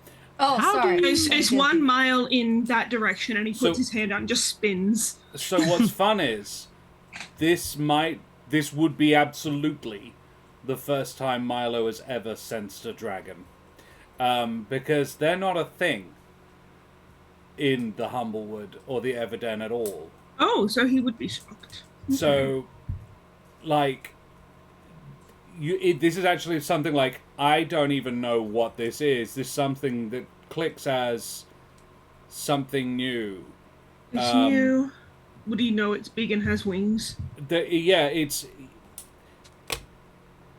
I'm going to let you decide how to flavor this for your own self, for your character. But you don't have a basis for comparison. You don't have a baseline for what a dragon is. You have the impression of extremely powerful sub-deity, but not much. Excellent. All right, rewind all that. So there's undead things, probably ghosts. I'll turn to Gordrum. Do your mum and dad have wings? No. Because there's something else within a mile or so of here. It's very big. It has wings. It's very powerful. I've never felt it before. Would you say that it breathes, like, evil or nasty thing out of its mouth? Like a breath of some sort? I don't know what you're talking about, but that sounds scary. Kingsley has gone stock still at the description of big, powerful thing with wings, and is just like, oh. Hey. Well, you might be describing a dragon. Who? Well, so my species, the giants and dragons, we don't get on. But there's been wars and stuff, and I'm a fairly like big guy, right? Mm-hmm. Well, most of the people in most giants are my size or bigger. I'm actually not particularly big for a giant. And dragons are like one dragon is probably the match of 2 or 3 giants. A big dragon. They start small. In fact, a baby dragon isn't much bigger than you. But they get very, very Kingsley, big. how Like small did the moss tearing say? down cities big. Let's hope it's a small one. How small did the moss say it was? The moss just said small. And Well, it's if moss. it's small, then it's not a giant lizard with wings, then, is it? I Yeah, was just lizard. gonna point It's at like Kiki, a yeah, lizard that one. with lizard with like bat Oh. wings. And everything he's describing, Milo, like yep, that's dragon. Cool, that's the word for that. Yeah. I know that you said they're not really a thing in the world, but as a collector of stories, would I have heard legends of dragons? Almost certainly, yes. I will actually really quickly here say I need to. My brain can't remember if it was this campaign last time or if it was a different, like the Christmas one. Was there not a painting, but like a carving of a dragon that we saw recently? Oh no, I think you're thinking of The black dragon that we Christmas- inadvertently unleashed. The Christmas Yes, one, because it that was was the big like Christmas one. fresco I think it was the- carving. Yes, yep. I'm thinking the fresco carving. It was Christmas. Excellent. with the dragon Thank you very much. that was. So yeah, Milo's got no clue. Oh, Yeah. that dragon you pissed about for ages. Look. Just dithering over whether you're going to release it or not while your DM just sat there. Just decide. I don't think we should have. Yeah. We didn't know what it was. We didn't know. That wasn't what we just did it Mrs. about. Claus wouldn't have cared. That was we released it by accident. I just pulled the button. I just pushed the button. I put a key in. That sounds about right. It was releasing the princess that we did it about. Yeah, Well, I watched that one. It's good. if we do find a dragon, I think we should run away. Silence 3 is a tenor speaking. then perhaps we adjust for that. But for now, if we're going to open this door, just maybe try not to breathe too deeply. Seems unsanitary. Definitely Have you haven't ever heard heard a of dragon down there, if it helps. It does. That's great. Thank you. If you feel That is something like very good to know. bite you on the toes, let us know because that could be a dragon. Alright. On it. He's dead serious. I actually haven't He's heard a happy- dragon down here at all. Which I feel like you would. They Well, tend to make a fuss. It's within 1 mile of any direction, but it's here. Kingsley has like a sudden moment. Because I know I've heard stories of dragons, but it depends on how much I've known Kingsley. about dragons. Make me You're a history check. Right, because I there's a don't argue for a specific piece of performance check. information. And I think That's Hank 'cause I can got make one this of those. check as well. Ooh. I rolled a 2 on the dice for a Rough. 4. Who does, Doing sorry? good. Hank can as well. A what check, sorry? History. History. He's the other History person check. who's sort of in that area, might actually... No. Alright, neither of you. Zach, th- can I donate my inspiration to you? Josh, is that allowed? Yeah? Yeah, if you like. Cool. Zach, yeah, take that with advantage. Thank you, darling. I'll I would, roll once this more. feels like the kind of thing Kingsley should know. Well, I managed to roll a nat 1 on that one, so. Fuck! Okay, no. Brutal. That is You what might I do said. it. Nat 1 and You nat do 2. not Give me my know. inspiration There is back. a dragon in the world. There is a dragon that has recently become in the world. It was probably huge news. Whether or not that news has reached Espinora yet is what I was having you roll for, basically. Because Kikahe Anahana is a star dragon from up in the Humblewood, but she's only been in the world currently for about a week. So it's whether or not Well, that she's information here. has travelled. No, she ain't. Not And that also, one. we've spent several days here regardless, so Yeah. it almost certainly. Okay, well, I'll say I'm gonna throw this out there then. Unfortunately, I don't think Kingsley knows enough about dragons to assert this, but I want to assert this in case I wind up being right down the track. Yeah. My suspicion is, especially knowing that there is a dragon somewhere here and no one has any idea, I would be very surprised if there was one in the Underdark, because knowing that there are giants living down there, the idea of them coexisting would be very surprising. And I he'd be would biting almost Gordron's wonder- toes. I would almost wonder if the Admiral, the guy in charge of this whole place, is a dragon taking a humanoid form. Ooh. Because that would also explain why he's elected to settle in a weird old abandoned castle and is hoarding magic items and capturing people for his amusement. I love all of these theories because they're so much Anyway, cooler than Who my knows idea. what's going on, but I wanted to put it out there in I case love I'm Josh being like, well, he is now. Yeah, it's like, that is such a better idea.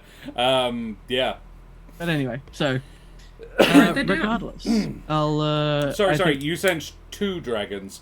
I've changed my mind. There's another dragon. He just wanted within the 1 mile radius. Yep. But yeah, I do think with a Kingsley will. Right. Well, I suppose we're not going to find anything sitting around. Someone else Nope. open the door. Kiki is gonna poke it open with her stick, so none of us have to touch Guys, the gross, guys. slimy door. Hank, you'll feel a tug at your robe. Yes, Marlo. Did you say you wanted to go back to the other doors? I mean, we can check them eventually. We just need to make sure we check all the things. Okay. It could be a way out anywhere. We don't know nothing about this place. Gordrum said he heard a battle from back other there as direction. well. Right. Well, How's it we going? didn't see nothing like. It's I'm smelly. poking the door open with a stick. It Great stinks. idea. That's smart, Kiki. Kiki pokes the door That's open with a gorgeous. stick. So I assume if it's like that rotted, Yeah. does it like open, or does it kind of just? It does. It swings sort of wetly in, and I'm going to find my notes because the description I wrote is unpleasant. This room reeks of decay, the smell hitting you before you even enter.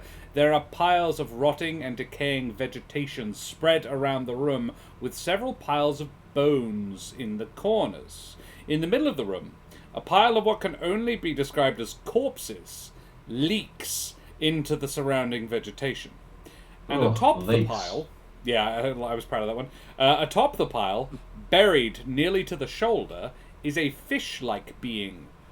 Denizens of other planes would know as a Lokatha, which appears to be trying to free itself. So has this fucker been trapped in here for a year as well? Hank, you know of the Lokatha. I don't think you've ever seen one, though.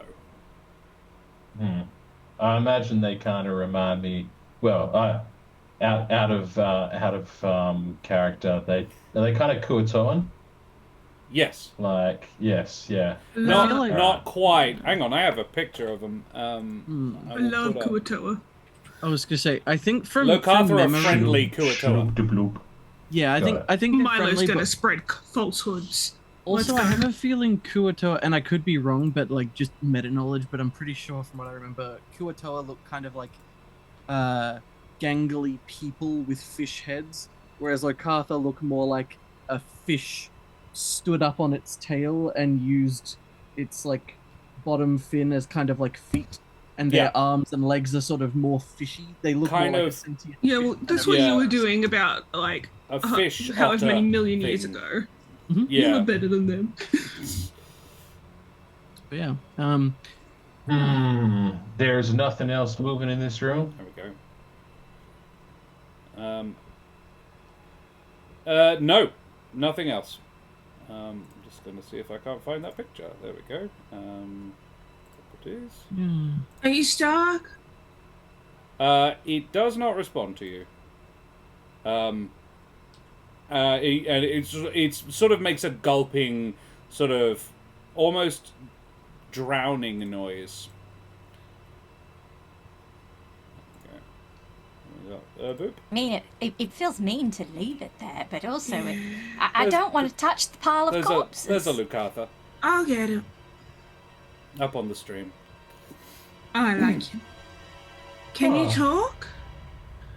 Um, Milo's gonna walk on in. it sort of makes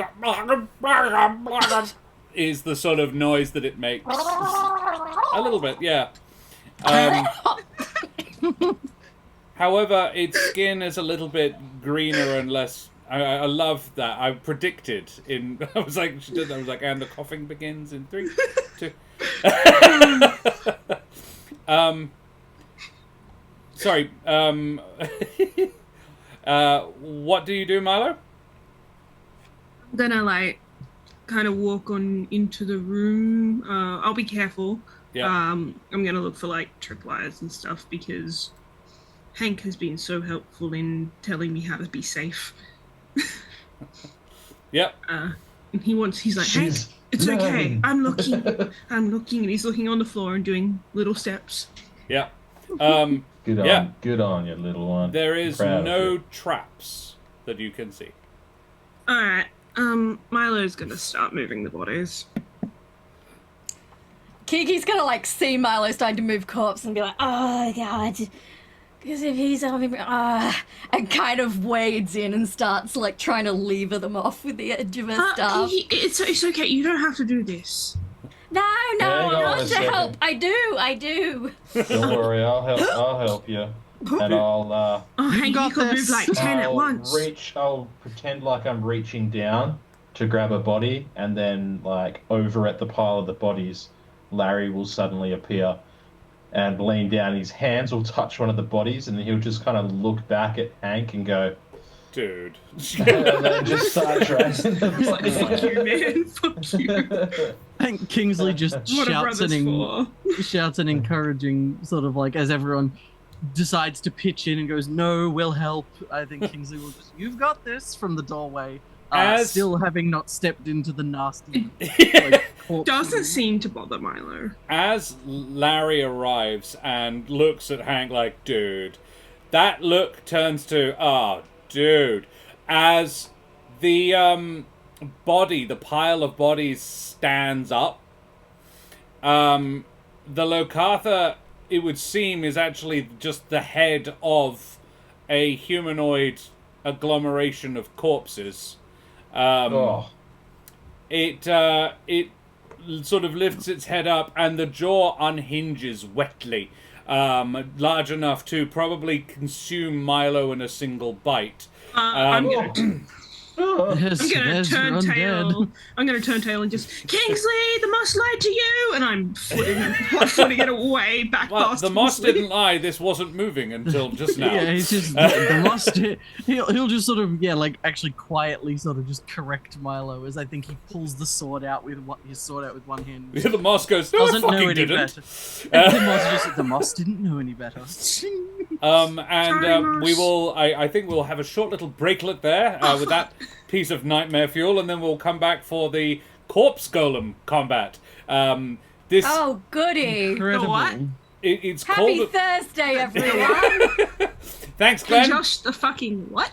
Corpse golem. Yep, that's the thing. Oh, dear. That's a thing that there are stats Don't for. like that. I disagree. I'm totally for this. Yeah. Yeah, I know you are. You think it's cool as hell. You're a sick man, Zach. So- Just try to eat you.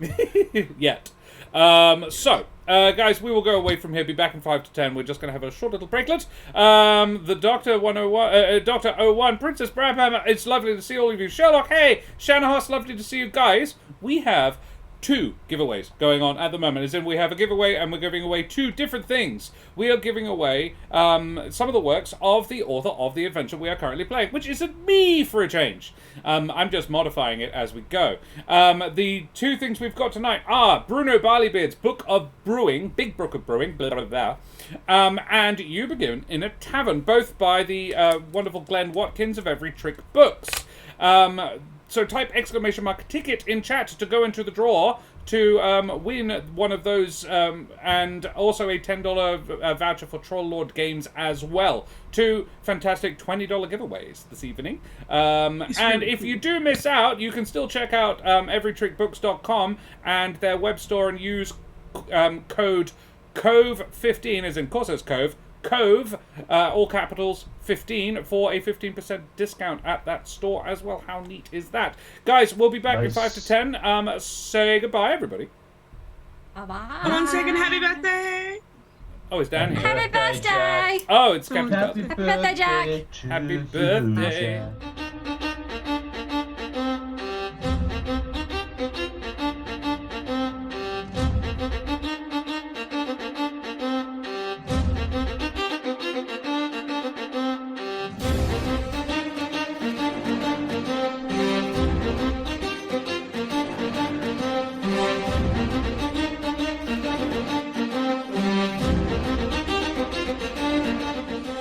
Vast ahoy and good day once again to ye mateys. It is we're back in the Humblewood, we're back in the Everden. We're not back in the Humblewood, but we are back in my Humblewood world.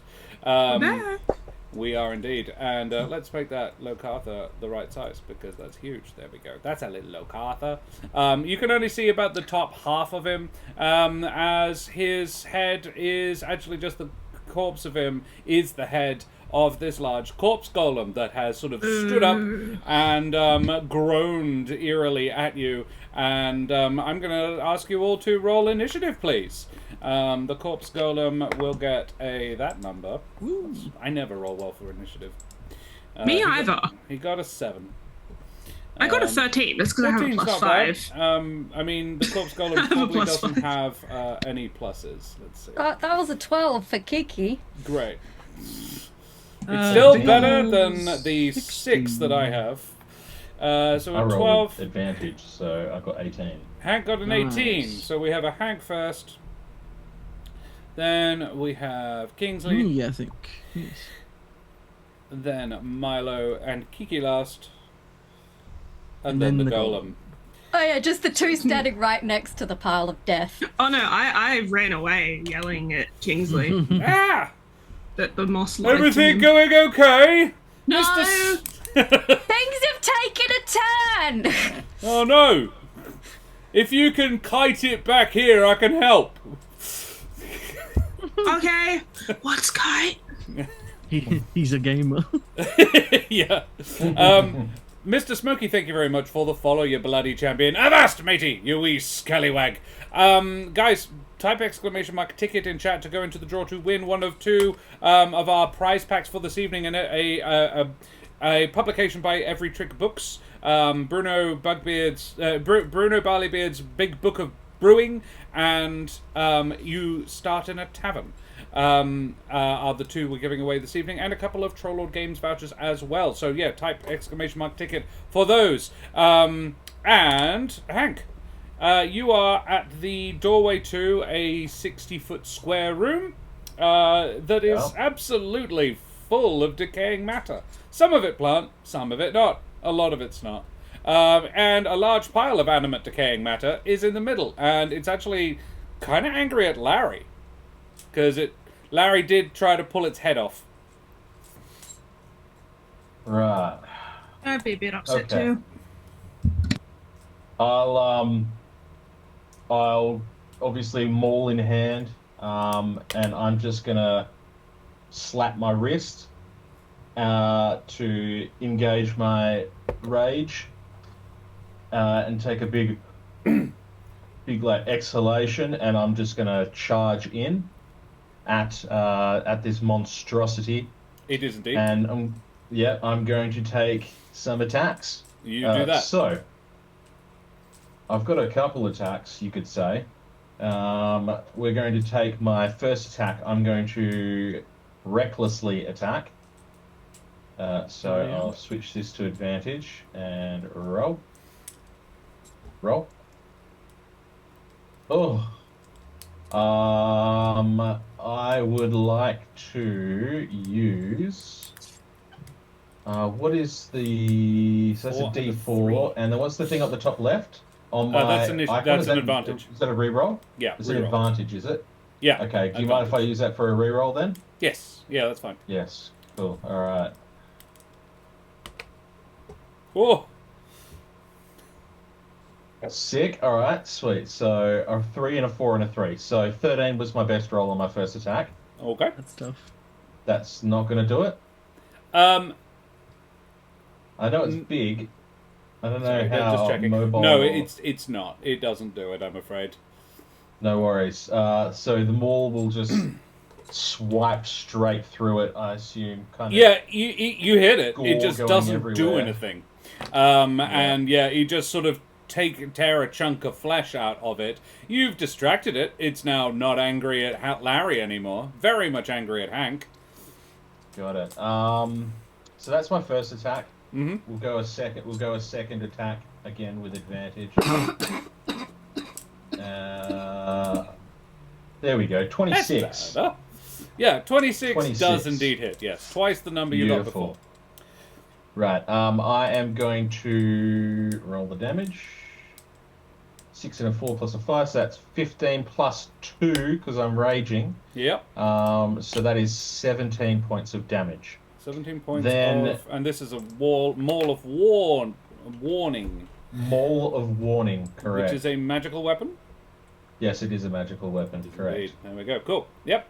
Lovely. Right, so that's my second attack. Then I'm going to utilize one of my abilities, which is called Unleash Incarnation. Ooh. Where you can heighten your Echo's Fury. Whenever you take the attack action, you can make one additional melee attack from the Echo's position. So Larry drops the body and swings, rather than swinging like this, he swings in like that, completely opposite to me, with the maul, and tries to hit in the exact same position if possible. Yeah. So I'll tick that off. I'll make another attack. Where are you? What the fuck? Actually, sorry. That would also be with advantage, but 18. 18 if I need to roll again, let me know. It hits. Cool. If you want to crit seat, you can, but yeah. Yeah, I will. Let's check. Nah, it's fine. That will do. Okay, I get to re-roll 2s because I've got great weapon fighting. Hell yeah. So let's re-roll a 2. So there's a 3 and a 1. I get to. Do I get to? I don't know if you get to re-roll multiple times. I think you just take the second. It's just the once. Yeah. So 3 plus 1 plus 2, 6 plus 5 is 11 points of damage. Yeah, 11 more. Cool. And then, then I'm going to action surge. There it is. And I will take another 2 attacks. Go to town, brother. And it dies. Yeah. 18 again. Does. Oof, with a 1. Is it already dead? Yeah. 5 and a 3 and a 5. So that's 15 points of damage. Yep. 15 because of the. 15? Yep. Because of the rage. Yep. And another attack. Advantage again. It's better. 26. And. Very solid. Reroll the 1. So it's 4 plus 5 plus 2. So it's 11 plus whatever I roll next. 6. 17. Lovely. 17. Another 17 points of damage. So for a total of 58, if you're keeping score. Not bad for a round. Jesus Christ. It'll do. Now, It'd been better if he hadn't all rolled of a sudden, 3 below 4 in the first round. Yeah.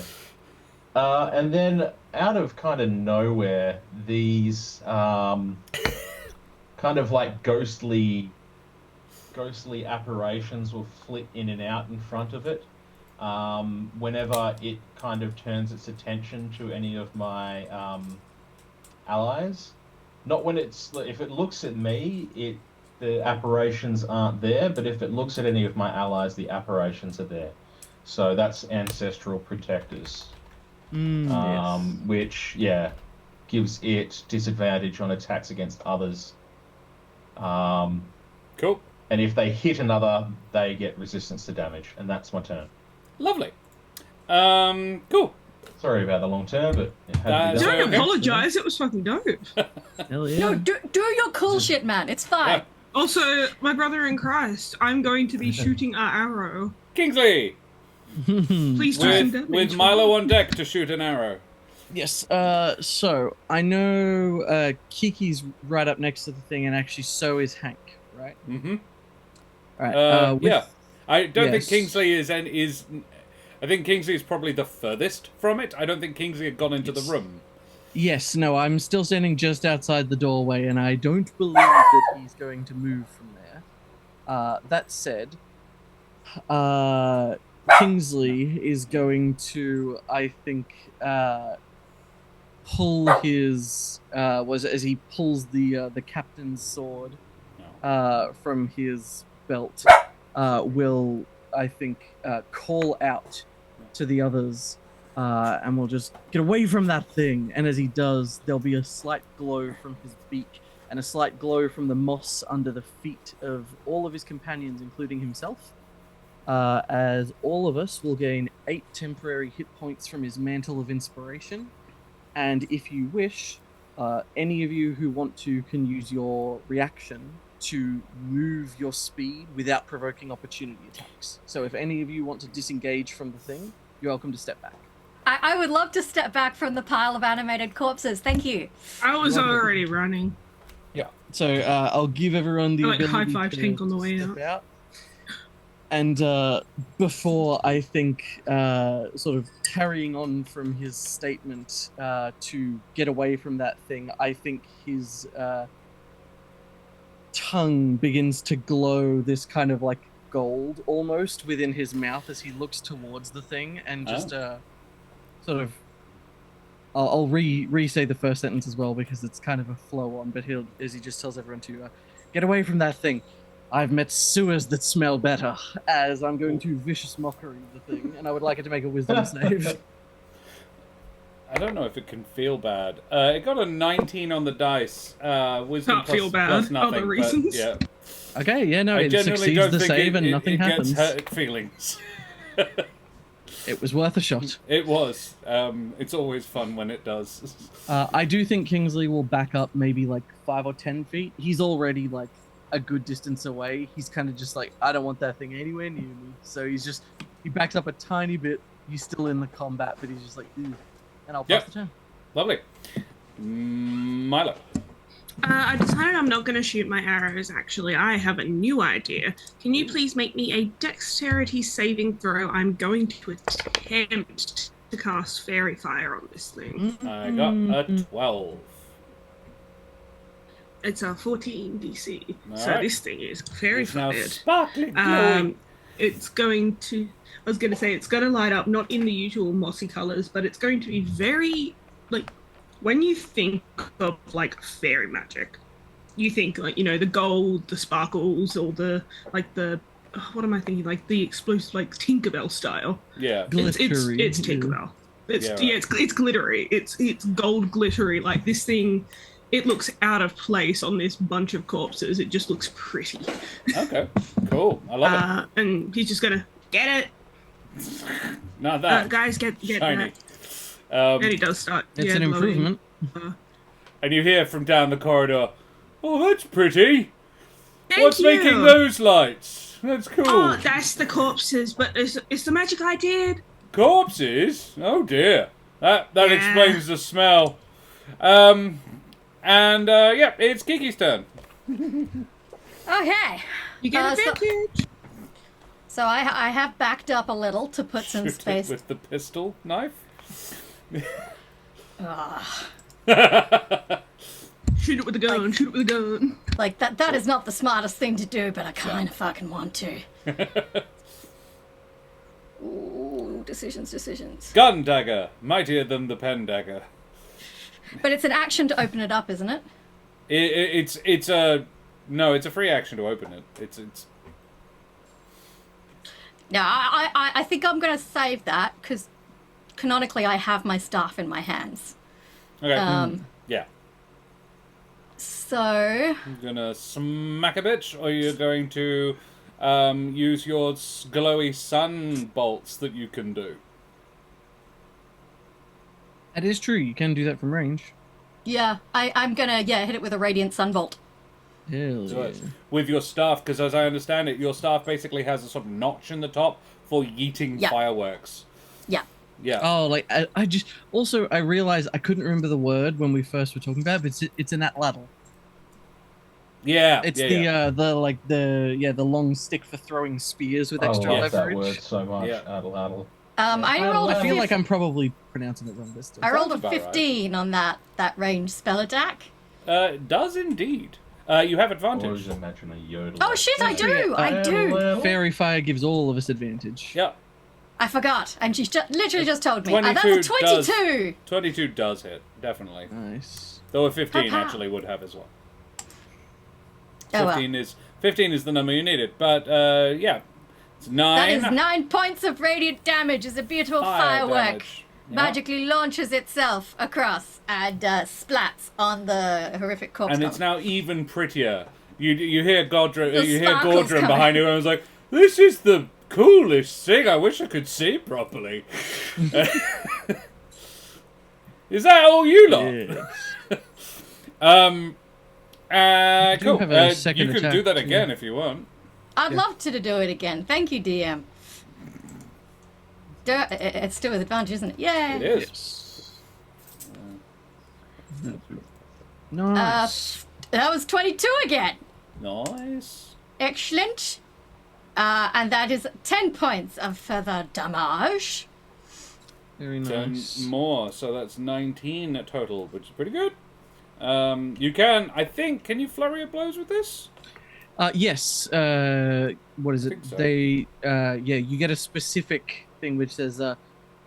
It's worded basically the exact same way as Flurry of Blows. It's part of Radiant Sunbolt, where they Yeah. say you can, if you take the attack action, you can then spend a key point to do 2 more of them as a bonus action. Yep. So you could burn a key and do 2 more of them if you wanted. I think I am. I think this is kind of like Kiki's been startled Ew. and now is firing wildly. Ew. It's just I the think I'm like, fire everything! Yeah, she throws the first 2, realizes that it's not dead yet, then sort of on the staff and continues throwing more. God damn it, why isn't it dead yet? 11? That's Does not great. Doesn't hit. Shit. That one hits the wall and kind of fizzles out with a smell of burning mold. Yeah. Which don't But breathe sparkly- deeply. Don't inhale Sparkly that. burning mold. Oh, It's just damn. more guys. 27. There it is. Woo! That's the one we wanted. It does. That's gonna hit. Doing a whole 7 points of damage Another 7. on the final firework. Taking it to 84 total damage. Cool. It is going to take its turn. Why can I hear no screaming? Sirenscape? Oh was no, gonna the screams have say- been silenced. I was gonna say because ambush. I'm not that scared. I promise. It's gonna make 2. It's gonna make 2 slam attacks on Hank because he's the one who it wants to attack, and he's the one who absolutely is hurt it the most. For an 11 to hit and a 24 to hit. 24 will hit. I hope so. Hang on. Let me provide you with information. That is just 1 attack because you get attacks of advantage against me because I was recklessly attacking. Oh, yes, of course. So if you're Thank making 2 attacks, you Thank make you. 4 rolls. Yep. Let's try this You no again longer then. have to reckless though because the and- finger fire. And 21. 21, yes. Both will attack. Yeah, both will hit. Splendid. In which case, it's going to be 12, 5, 3, and 5. So 24. 25. 25, yeah. Yeah, And 25. that's bludgeoning damage. 25 plus 8. 33 bludgeoning damage. Yes. 33 bludgeoning damage. Got it. From as it raises its 2 main limbs, which are most of a whole body each. In fact, probably several bits of bodies each, and slams them down on your shoulders. And then it pulls a corpse out of itself and throws it at a target within 30 feet. I'm going to say it's going to attack somebody else just because that's kind of the way it's written. So it will be at disadvantage. Hit me with your best corpse. It will be Milo, because Because you said that. Yeah. Hey, it was that. Your best cops. I couldn't choose whether to go with that or the classic put that thing back where I came from. Also, Help me. Bum, Stop bum, it. bum, bum, bum. Yeah, actually, Cauldron's down the end going bum, bum, bum, bum, bum. It's a musical. So help me. I am flattened by this corpse. You are, because I rolled a pair of 18s on the dice. My Oh no, I'm sorry. I don't actually roll. It's a dexterity save. That's a +9. Oh, that rolled off a 5 onto a 13. That's a 22. Okay, yeah, you pass. Oh, that was scary. Whoa, I'm irritated because I rolled a pair of 18s. Never mind. I can take half damage. Let's take half damage. Yeah. I feel like a pair of 18s with disadvantage needs to be rewarded, even if you are the DM. Yeah, that's very kind of you. 2 3s, a 2, and a 4 is a total of 12. 6. How many temp HP was it? It was 10, so I now have 4. Sorry, it's 12, 11 plus 2. It is 13 necrotic damage. Ow. Oh, was that already halved? Sorry, halved, yeah. So, thank 6. God, I panicked. I was like, holy shit. so 6. hun, I gave 8 temp HP. Oh, I have 2 temp HP left. And a further 10 halved to 5 acid damage. Right. There goes down 54. I will. That hurt. So within, just to clarify, Milo's within 30 feet of me. Yeah, probably. I'm within 30 Yep. feet of it, Yeah. so yeah. Yeah. No worries. I'll throw my hand up, and then kind of make a slapping gesture away from Milo. I'll use Spirit Shield, which is my reaction, to reduce the incoming damage by 2d6.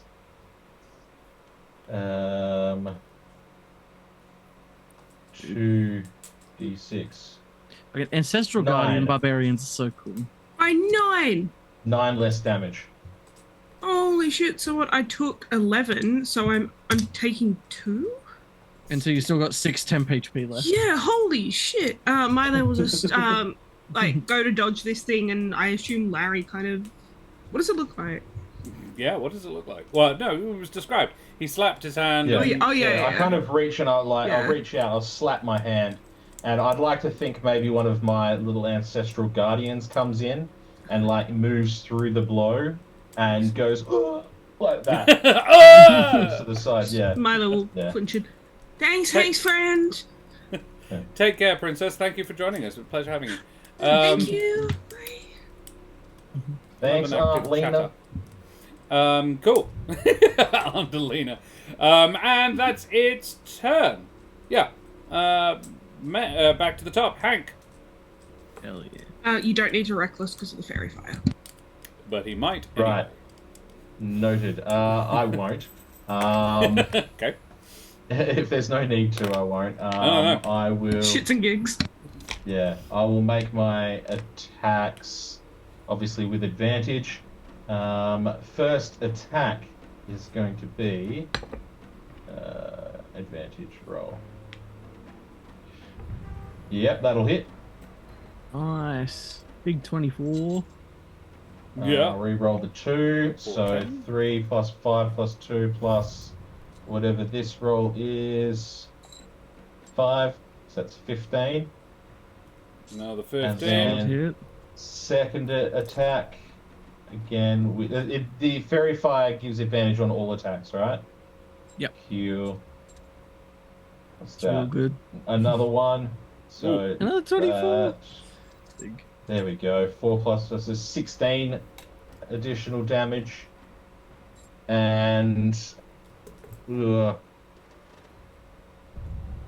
I will utilize my Unleash Incarnation, my second one of them, since I'm hoping we get a rest soon. We'll see. Yeah, I'm ducking, I'm weaving. I'll take 2 swings. I'm aiming for the low calf at the top. Mm-hmm. And when it's kind of turned and oriented on me, Larry will make a big overhanded double swing with a warhammer and try to dome it on the top of the head. Hell yeah. Nice. Also Excellent. with advantage. Hey, that'll do it. That's a crit. Crit. With advantage. Okay. You'd hope you'd get one eventually. And We do brutals. So just roll it normally, and then we just double the. Then we add 12, because that's the max on the dice. got it. All right. So change that back to flat roll, and roll. 4 plus 4 plus 5 plus 2 is 15 plus.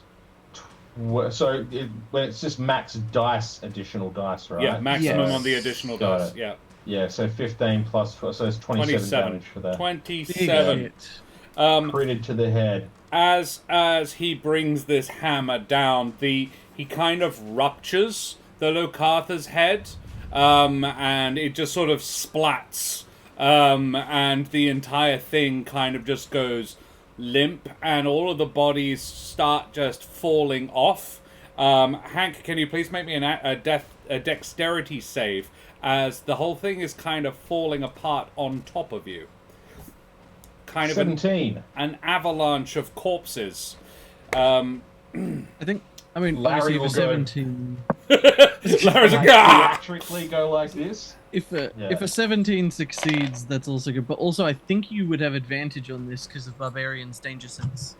You Oh, would. It's you're a right. dex save against an effect you can see. You would. And Thank 17 you. does not actually succeed, so you want 17 does not. Okay. Surely you got it this time. No, it doesn't. Uh-oh. Unlucky. Hank alright. is then Hank takes half of because he's raging 15 bludgeoning damage as this thing collapses on top of him, and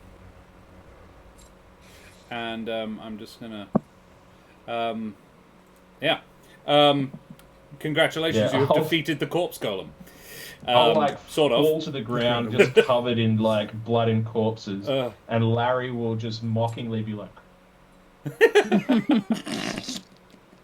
Well, it sort of all falls And then through I'm- him. And then I'm gonna kind of look at him, and since I've still got him active, I'm going to switch with him, which is one of my abilities, Yeah. to teleport and switch places, and then I'm gonna be like, and he's just like. And is he physical? Does he have a physical presence? I mean, he can hit Trying to things, remember, so yeah. I'd like to think he has some sort of like physical presence. Yeah, I mean, yes, they but do only when also Hank somewhat. have, chooses for him to, and right now he's choosing for him to. Yeah. I think also mechanically they do have like an AC value and 1 hit point. Yeah. Like that. So he is So, he like- is a physical being. He can just appear and disappear at Hank's will. So yeah. Although Cool, I he's was stuck. looking into it for the Mantle of Inspiration ability, and it turns out that despite all of that, they qualify as, I think, technically either a magical item or a magical effect. Yeah, It they still don't. has those. They don't They don't qualify pick as a up creature. the temps. No. Yeah. So I couldn't have, because I was hoping I could You target can't him buff with it as them, well. yeah. Yeah. Yeah. So he's currently stuck, Huh. and he's just like, Well, that was fun. That's How's it going? one word for it. It's dead. well, I Again. thought that was I would Yeah. argue. smells like it. Yeah. Thank Um, you, I'm lot, just going to for... stand there, just putting my fingers over my wrist, just calmly breathing while everybody talks. Kiki would like to use the end of her staff to loot these corpses, please. Okay. You can do that. I'll give you the help action as Milo will just rifle through their pockets. Yeah.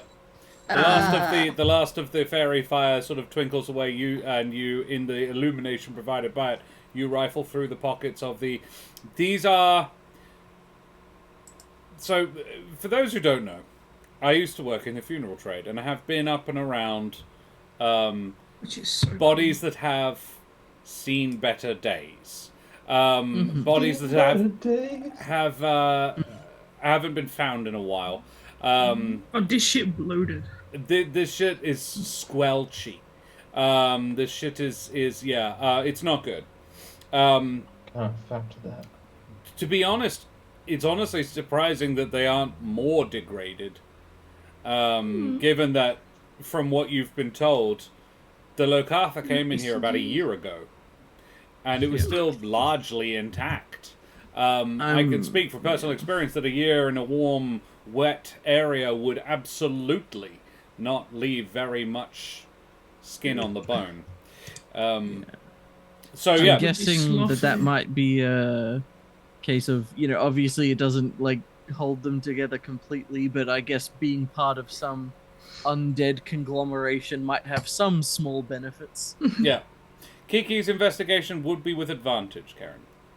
I was about to ask that because it was not Milo's good. helping. Milo's helping. Oh, of course. Oh, 10. 10. That's better. Yeah, look, we'll roll that one, and we'll roll that one, and the smaller one. So we got a 6 and a 5. You find 5 gold pieces and 6 silver pieces in the pockets of the assorted adventurers. What is interesting of them, however, so a lot of these folk weren't necessarily furred or feathered. These are some weird-looking corpses, guys, and I know fact, that's a sentence. One of them looks not unlike Gordrum, just smaller. So your size, but and has some fur on the top of its head, but a similar sort of flat face. Skin is green, with sort of black veins in it. And again, very degraded, so hard to say what it probably looked like originally, but definitely not furred or feathered. And the coins you found in its pocket are not evident. They have language on them that you cannot read. Milo will hand everything he numbers. finds to Kiki. Like, everything Milo finds, he's just going to give to Kiki. And, yeah. Honestly. Small amount of coinage. But nothing else. Empty scabbards. These have already been looted of anything of serious value. Milo will call out to Gordrum, just, Gordrum? Yeah. You didn't have a little brother, did you? Sure, but he's not here, I don't think. How big was your little brother? Well, I say little. He's not your size. Like... Okay. So this isn't your little brother, then? I hope not. What does he look like? Green. Nah, mine's grey. That's alright. I'll drag it out. I'll drag that corpse out. Norglum was grey. Well, he is, I hopefully. think Kingsley's just actually going to sort of like... He doesn't get close to Milo, but sort of like puts a hand out a little bit as if to sort of like ask Milo to stop and just... Maybe we don't give the mold more ways to spread. I'm fairly certain that whatever or whoever that was, I don't think it's anywhere near big enough to be, a giant. The only other thing you notice in here is there is at the far end, and you would have to wade knee-deep through some of this stuff to get to it. Would it be more than knee-deep for Milo? It would be sort of chest-deep for Milo. Shin-deep for Hank. It is a hole in the ground. It's like a hatch. With a ladder, you would guess. But it would be extremely unpleasant to navigate, and probably it's like a midden. Y'all just wait here for a moment, and I'll get Larry to walk over there. Oh, Larry. Where's Princely when you need him? Yeah. Kingsley would not send Princely in there. That's fucked. Yeah, Larry gives Hank a look and then just goes like that. Understandable. Yeah, we all know that one. We'll walk over there and kind of peer down, and then you'll see Larry kind of position himself in the least grime and grotty filled position, and then give a nod to Hank, and then I will transpose and switch with him. So I'm then standing in that position, looking down into the hole. Yeah. Is there anything down there that I can see? Not that you can see. It is a ways down. You'd guess. It's dark. I forget. Elurans don't. I think Elurans have dark vision. Elurans Well, Hank's a they tabaxi, do have so dark. They do technically- have dark vision. Yeah. Yeah. The rules are coming. I'm pretty sure the rules are on their way. I may even have a playtest version of them. Okay. But we're using Tabaxi rules, and they do have dark vision. So Yeah, let's correct, say yes. for now that you absolutely do. Yet you still cannot see the bottom. Stairs I'm all going the way to down. reach The into stairs my- are grime encrusted and very unpleasant. I'll reach into my bag. I'll strike up a torch. Mhm. And then I'll just launch the torch down there. Yeah. And see how far it goes. Yeah. You would see it stop. You guess it's hard to say because there's no sort of, but it's a shaft. Maybe 150 feet. And it looked like as the torch was passing down that the ladder goes the whole way down. Yep. Okay. It's slippery and treacherous, but and at the bottom there is, you can see the light reflecting on the walls on 3 sides and not reflecting on a 4th side, as in there is a hole. Right. I'll switch back out with Larry, and that goes a long way down, good 150 feet, and it doesn't look like it's necessarily going to be an easy climb either. I think that's the last case scenario. If it goes that far down, it's possible that's another way down to the Underdark. I can fly down and check. I don't think anything's coming up there anytime soon, so maybe we just check it out later once we checked out some other things. Good idea. Yeah, we're trying to make sure there's nothing left behind us, is my thinking. Mm-hmm. I think sometime we during... can leave the terrifying void that just keeps going down for later, you know. Like sometime during this, Kingsley has produced a green handkerchief with a red, like rooster's, what do you call it, like a crown, like embroidered into the corner of it, and he's holding it over the front of his beak. And I think as everyone goes to leave the room, just before you go any further, Kiki, you're holding the money that you pulled, right? Pull that money out. And yeah, he will just take like maybe a minute of just prestidigitating everyone completely clean of spores and filth and whatever else might have gotten amazing. them. As you So were good. producing your handkerchief, Milo was producing a strangely large amount of carrion beetles. Yep. And He's just going to let them have their snack. Not just a as pretty he'll face. just I think just when he casts it, I do think you get like what is it, like sort of a green, like a short sort of like wisp of wind, and a faint green glow, and the smell of like walking through a forest, almost that kind of just like really like slightly breezy, leafy sort of smell that you get being outdoors washes over you as all of the sort of whatever was on you seems to just kind of a short distance and just fall to the floor, and he'll just right now perhaps we leave this place behind. If we're spending the night near Gordrum, make sure you do that to him too. Yes, that's certain. He hasn't brushed his teeth in a while. It's really hard. I don't have a toothbrush. Well, I do, but it's in my pocket and I can't reach it. Well, that's all right. I'll help you out later. One last cursory scan of the room to make sure there's nothing else.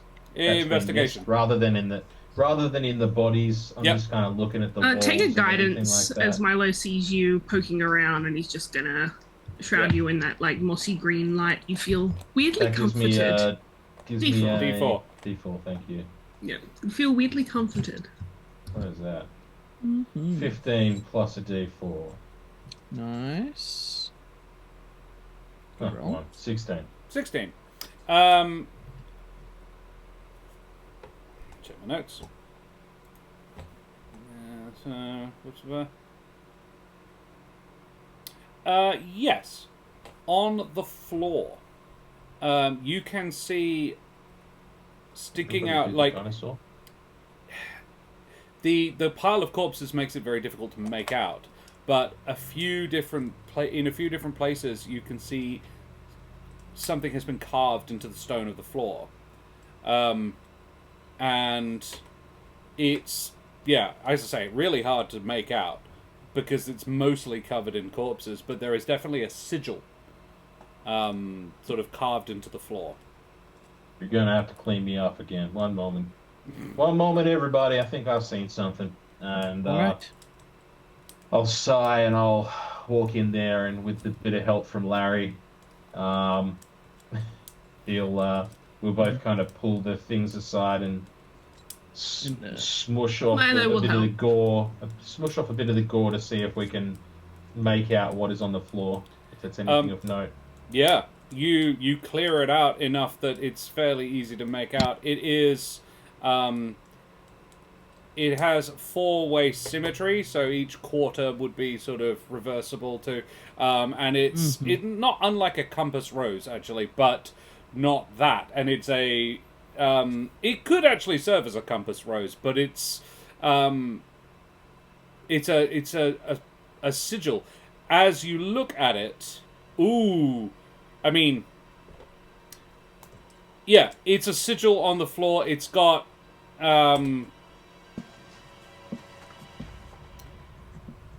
it looks not very nice.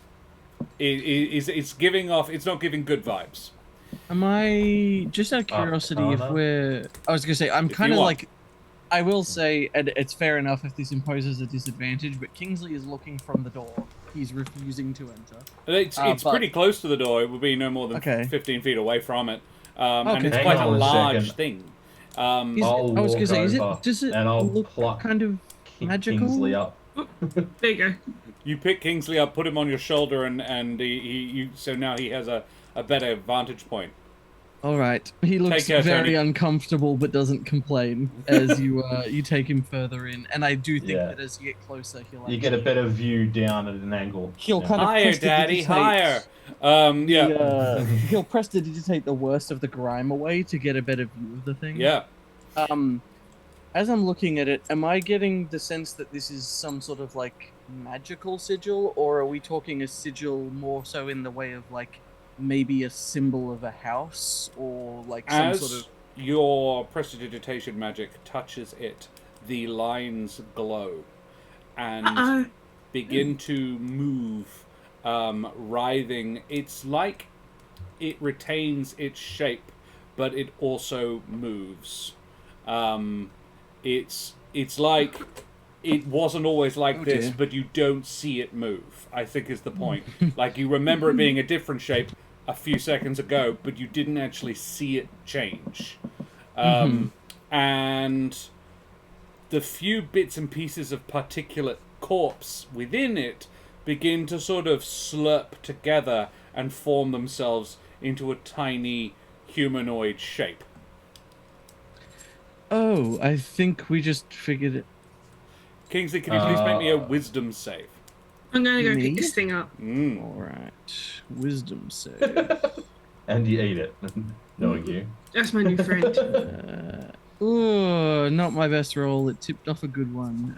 So that's a 9. Kingsley cops a second point of corruption. Yeah, alright, cool. I like this point of corruption a lot less, if that means anything. It does. Yeah, as I think he notices it and then just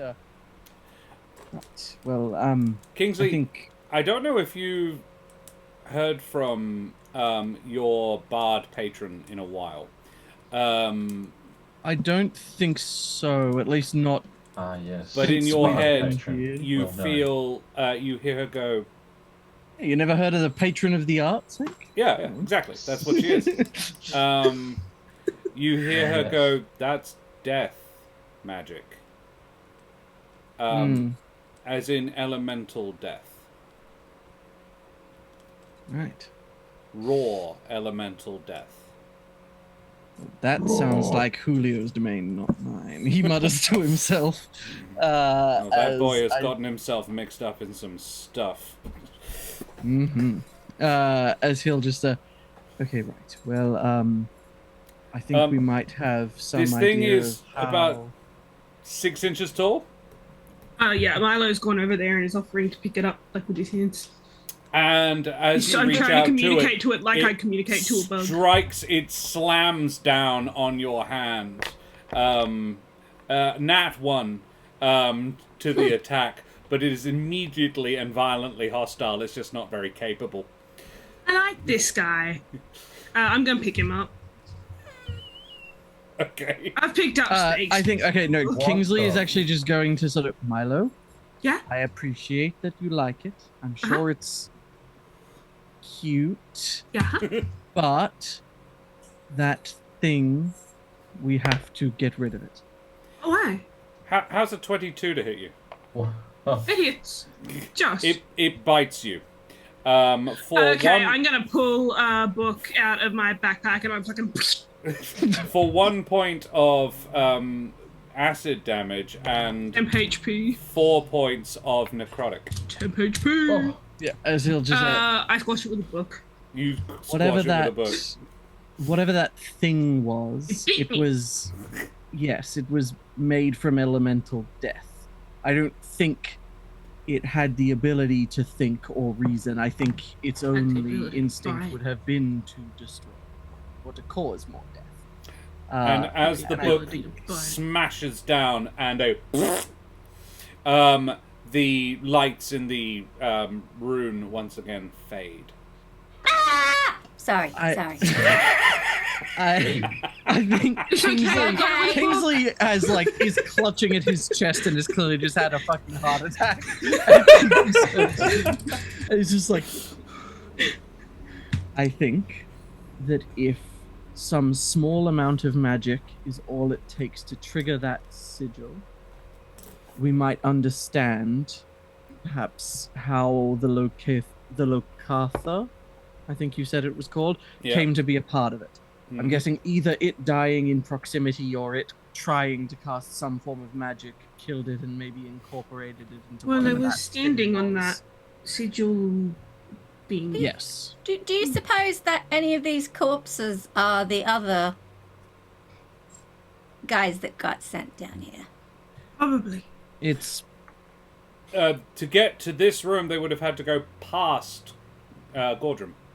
Oh, yeah, Gordrum. Yeah, Gordrum didn't know. So if it is, it's he hasn't seen anybody go there in a year, ish. Unless they came up the ladder, I don't think so. That's true. Mm-hmm. And there is a... I'm going to point at the humanoid. There's a small giant in here too. What is a small... small giant just feels wrong. Gordrum? Yeah? But what was the scream for? Let's have this discussion not in here, please. What do you call a small giant? Thank you, Hank. I don't know. What do you call a small giant? His name, Otherwise, it would be rude. Yeah. He doesn't know what it is. Oh, you mean like a human? A who? A human. And you guys are coming back towards him now. I think also I'm actually going to take my dagger out and try to scratch the edge of the sigil out. Even. Yeah, I've got you off my shoulders by this point. Yeah, he'll slip down once he's out of the room, and he'll once again prestidigitate everyone clean. The sigil is carved into the stone floor of the room, Milo. Excellent. I'm carving some extra. It's Maybe like it will stop it's granite. And I try and it does not go you well. try it actually repels you. Actually, you know what would happen? You scratch it, and those scratches add to the shape. Maybe let's not mess with Milo, the please make me a wisdom save. symbol. Yep. No. A 5. A 5, fantastic. Milo. Oh no. That's a fun thing. Don't worry about it. Hey, You suffer 10 Kingsley? points of corruption. Kingsley, Yes. the sigil's rude. Yes. And, Okay, so Look, I will freely admit, me casting magic on the sigil was unwise in retrospect, and I will be Yeah, more because you careful said in the it's magic future. stuff. Now, did you immediately after that happened proceed to put your knife Proceed to to it? fuck with it. To make it go away so it couldn't hurt anybody else. I understand. Perhaps for now, Don't let's get just not yourself touch it. killed, kid. Okay. I will collect my carrion beetles and be on my way. And Gordrum says, yeah, if you mean like a small person but shaped that looks like me, not like a hedgehog or a pigeon, which is also cool, really like that, very colourful, then that's called well, there are several different types. There's humans, and then there's elves, which are like humans but with pointier ears, and I don't think there's any real other major difference. But they're like assholes. And then there's I remember dwarves, which are lovely. Dwarves are great. They're the best. And I get massive beard envy off dwarves, as they all have them. And it's like hair from your face, but only from your face. And then... I don't know what that's like. I've never seen one before. Yeah. And then there's... well, yeah, that's most of it. And then there's gnomes, which are really small, and halflings, which I think is a bit of a rude name. Can I roll a medicine check to see if I think he's like got some like concussion or something wrong with him? Yeah. Because this genuinely, I think Kingsley is intrigued, but hearing this guy ramble on about a bunch of stuff no one I think here has ever heard of. Kingsley's like, is this guy okay? Milo's buying into it. Maybe I Heart don't and soul. trust this. Nat 20. Nat 20. I mean, he has been alone a very long time. But he is also very stupid. And so he does seem lucid. He's lucid, and he's not like... This is just lore dump. He's not making stuff up. There's no pausing to think. It's just this is the things that I know. I'm really enjoying the first conversation I've had in a year. Just do you have all of these humans and elves and dwarves and my. Not on me, no. No, do you have them down in the Underdark where you said you came from? Most of them live down there. Yeah, there's elves that live in the Underdark, and they're particularly dickheads. They're real wankers. Then there are humans. Not a lot of humans live in the Underdark. Dwarves, though, there's some dwarves that live down there. Again, not very nice, actually. A lot of the things in the Underdark aren't very nice. We don't, like my family, we were checking things out, kind of got lost. Long time ago. Haven't seen anything like me in a long time. Right. It was just me, Mum, and Dad. We kind of wandered for a while, went through the lake, and got to down the bottom. Mom, Dad. Right, so you went to the bottom of a lake and wound up underground. Yeah, so we kind of got to the bit of the Underdark where we are now. We were sort of above, I guess, and to get to this particular bit, we had to go through a lake, quite a big underground lake. Right. There isn't another way to get back. You have to go through the lake. I call it lake because it's not salty. It was. I mean, it wasn't very nice water, but it was fresh-ish. You know. That is generally a difference, but some lakes can be salty. Oh. Well, I was going to talk about nature, unless someone moves this conversation on, please. Kingsley sounds fascinating. Yeah, I think Kingsley seems kind of disturbed almost at these revelations. I think he's very intrigued, and I think that the storyteller in him goes like, holy shit, like there's a lot to discover here, and we could be some of the first people to talk about this maybe ever. And that would be like a huge story. But equally, I think the idea that there are so many, like, the world is big, but the idea that there's like so many of these races that apparently look so different to everything that we're used to underground, and no one knows about it somehow, something seems off about that. And I think that he's hesitant. He's not wrong. I got a question for you, Gordon. Sure. This place you live, this, I mean, did your parents ever tell you that the world that you live on has a name? I'm going to roll for him. Oh god, is it an intelligence check? He rolled a 3. Buddy. He's like, it never occurred to me to ask. Fair enough. No, he's like, you know what? I never thought to ask that. How long have you known about our place? You are the first people like you I've ever seen. You're the first people like you I've ever seen. I don't know about... He looks around at his friends. I get a feeling we ain't where we think we are. Well, I'm not where I think I am. I rarely am. Where do you think you am? The Underdark. Or Kingsley's actually just above going it. To I think you might be right. over towards Hank and just, this reeks. And I don't mean the mold room. If my The fact dad that would we- say it's the I don't think we're corpses. even on our own I dimension thingy anymore. Whatever We you could- want to call it. We might be still, it's possible, but we saw a carving of something like these humans that he mentioned elsewhere. This feels... How could no one know about this? There's a lot of stuff a lot of people don't know about. Feels to me like maybe this is being suppressed. Regardless, Government censorship. Oh, don't tell I Milo. think- He will make. I think He will make a stink. I was gonna say he doesn't like verbally comment, but you see he just kind of does the in Kiki's direction as she says that, and just. I Maybe. think I'm we gonna need say to that go back and Milo's check a couple talking. little more spots along the way before we camp up for the night. Yes, We in Also- agreement? I feel like Definitely. we'd still have to be. Because actually, I'm thinking about it in terms of being on our own world. We specifically know that from the history of this castle, we're aware that the mage guy who used to own this castle was part of the Eluran Empire. Yes, right? it is an evident. Yeah.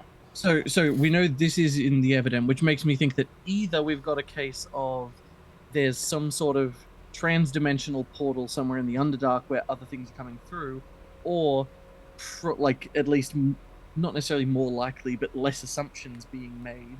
All of the kind of quote-unquote traditional D&D races that we're normally used to appear to be predominantly living underground. So, information you do possess, because but it's been a while. The world When is you a were coin. competing in the arena, the admiral is a humblefolk. Yeah. I believe a Vulcan, I think. and No, so he's a is- head. and so is the fox hedge. dude that was He's a helping hedge. It was a head. However, some of the guests were not. Some of the guests were very much things you did not recognize.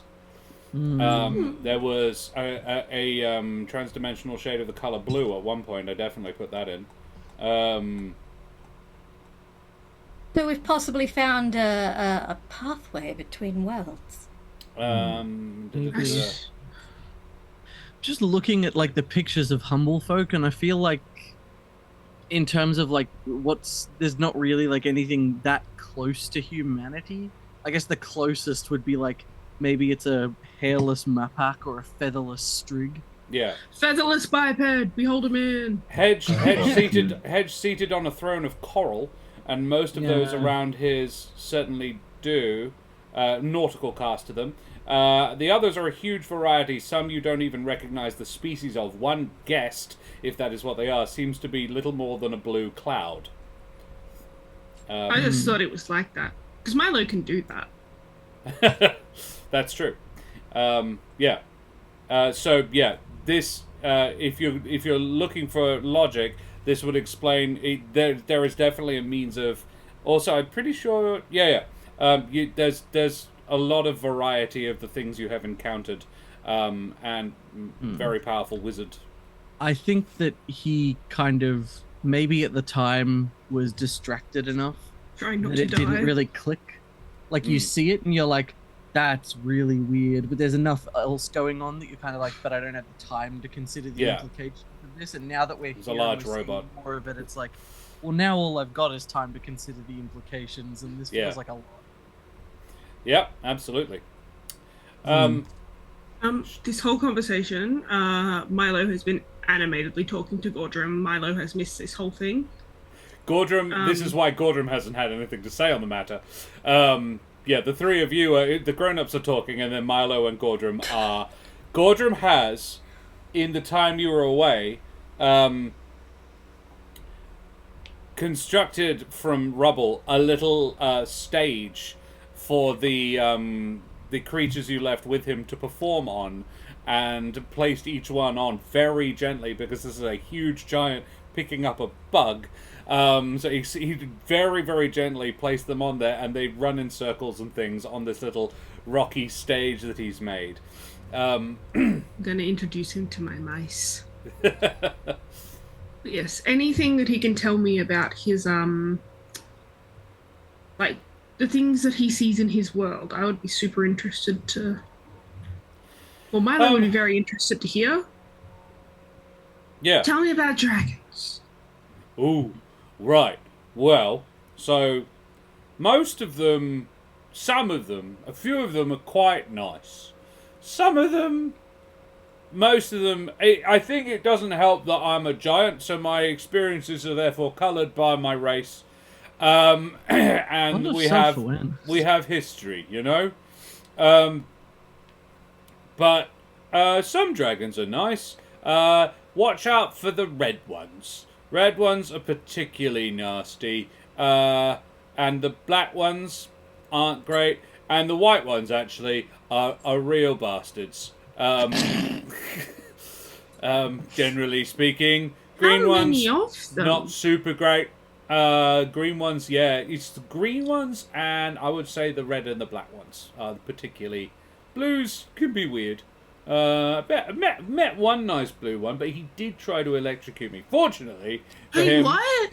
Well, he breathed lightning. They can do that? Yeah. They all breathe lightning. Not all of them. No, I don't think so. Okay. Some of them breathe fire, some of them breathe poison gas. One of them just breathes, like, gold mist that, like, melts you. I don't like that. No, it's not nice. And you guys fight against them and win? Sometimes. There was a really big war long ago. Before my dad, like, that long. Right. How old's your dad? Well, Oh, now you're asking. Never ask a giant his age. He's big. Put it this way. He's about half again my height. Holy moly. I can only see your head and shoulders. Before we get too into these world-shattering revelations, maybe we should check some more doors. Yeah, I was gonna say we got a whole evening before we break him out of there to chit-chat about. I'll think of more cool things about dragons. You go and look for another room. Thank you. Excellent. I wonder if we're going to find the dragon. And he'll, toddle out after you guys and tell Kingsley all about the dragon facts that he just learned while you guys were having a serious conversation. So, there are two doors remaining to check. Do you go to the nearer one or the further one? The nearer one. You go to the nearer one. I trust Hank. This is the fancy-looking door. The one that was as fancy as the one you walked out of. Cracking the door. You have made a past habit of trying to see through before. Yep. If there's anything that can be seen through, I will look through. If there's anything that can be listened through, or I'll always put my ear up against the door. I'll say there's a keyhole, and looking through it with your dark vision, it is a large chamber with white marble columns holding up the ceiling. There is no lighting in there, but you can see at least half of it. It's empty. You would guess a ballroom. And there is another door on the far side. Right. I'll convey that to the rest of the party. Does it give me the impression that it's very similar to what we came from when we first entered these tunnels? Like, the one that we came from where all the food was on the table? Because that was somewhat similar with columns similar and in stuff, vibe, right? yeah. It's very ornate, very fancy. There are paintings on the wall. There are decorations. There just isn't a huge amount of furniture. This is a room for dancing. Got it. Bro, this was a fancy ass palace with a portal to the underworld inside. I think maybe we go back to the other door before we go in there, because this one's quite a big room. Okay. There's another door off in the distance. I think it's... Agreed, or... You're so smart. Okay. Milo... I don't know about smart. Milo trusts Hank with his life. Look, at this point, I think He's it's 6 of correct one, to do half that. a dozen of other. So, other door? Yeah, we'll go back Okay. to the other door. Going back to Yeah. the other door. This is a little one, or a normal sized door. At first glance, you might suspect this might once have been an armory. This one, there is no way to see through. There's no keyhole or anything. You would have to crack it open to actually have a look inside. You can't hear anything inside if you put your ear to it before you do. All right. We'll Hank, I have an idea. Yeah. Do you want me to send... Milo will pull out one of his little roaches. Would he fit under the door? Yeah, you can get a roach under a door. Roaches can get under anything. Alright, I can cast Beast Sense. Yeah. I like that idea. Clever thinking. Yeah. I'd pat you on the head, but I'd spike myself. Oh, they're not that sharp. I'll give it a test. Okay, Patricio, let's go.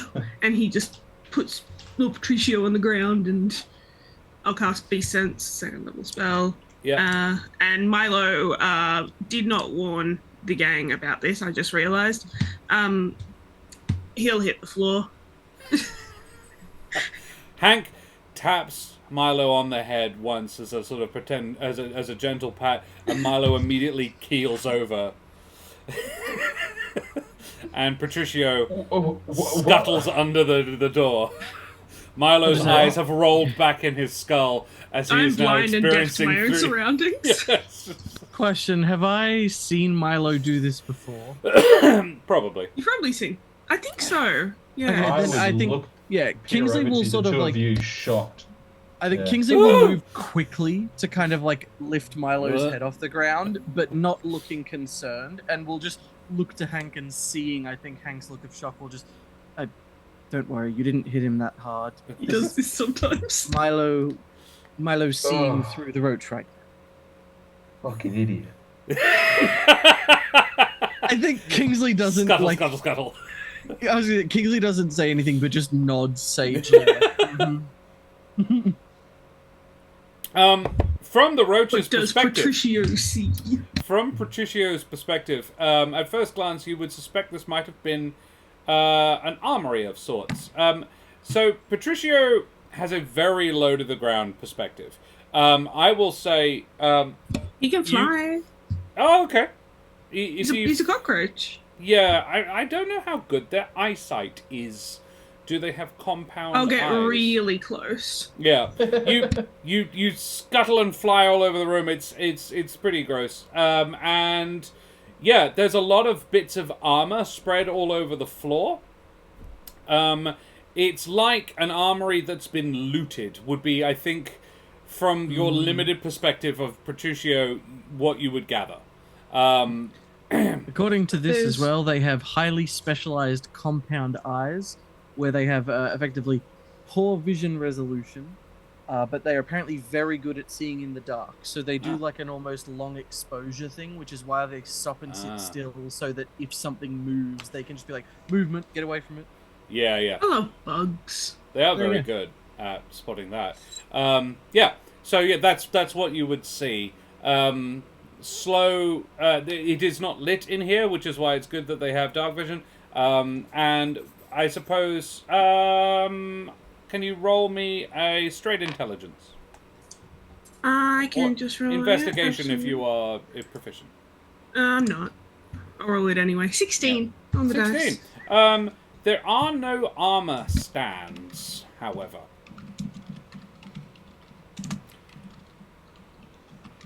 Is there a spot where they should be, perchance? The room is pretty bare, actually. It's there are some hooks on the wall, and on one wall there is a painting, but no, but it's too dark, I think, even for Patricio to see what the painting is of. It's just not the sort of thing he'd be able to see. And he wouldn't be able to appreciate it even if he could see it. No, he's not a critic. Yeah, he wouldn't understand. But even Milo seeing through his eyes, it's sort of greys and browns. It's really hard to make out. Milo also an can't image. Understand. But yeah, other than that, it's just scattered bits of armor all over the floor. All right, yeah, Milo's eyes will flash open, and Patricio says it's all clear. It's weird in there. Right. Fucking, you're the expert at weird. Descriptive. All right. You want to give a man a heads up before you drop to the ground like that? What the? Oh, forgot about that part. I gave you a pat on the head to be like, well done, and all of a sudden you fall to the ground. Oh, I didn't feel it. That's very nice. Thank you, Hank. You Sorry for scaring you. crack open the door? Yeah. You crack open the door. Shoe in my pocket. Heading in to pick up Patricio. Yeah, it's bits of armor.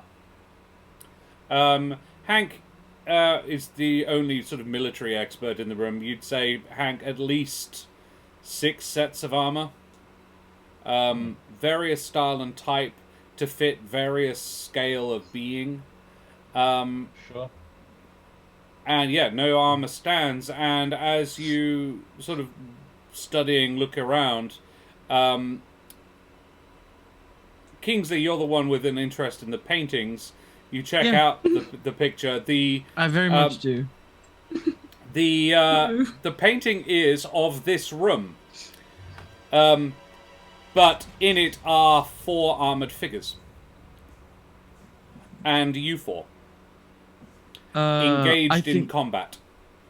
I was going to say, Kingsley is just going to, I think, like, as curious as he is, instinctively kind of, like, holds up sort of, like, a wing, sort of, to mostly shield his eyes from the painting, and is just going to, I think that we should leave.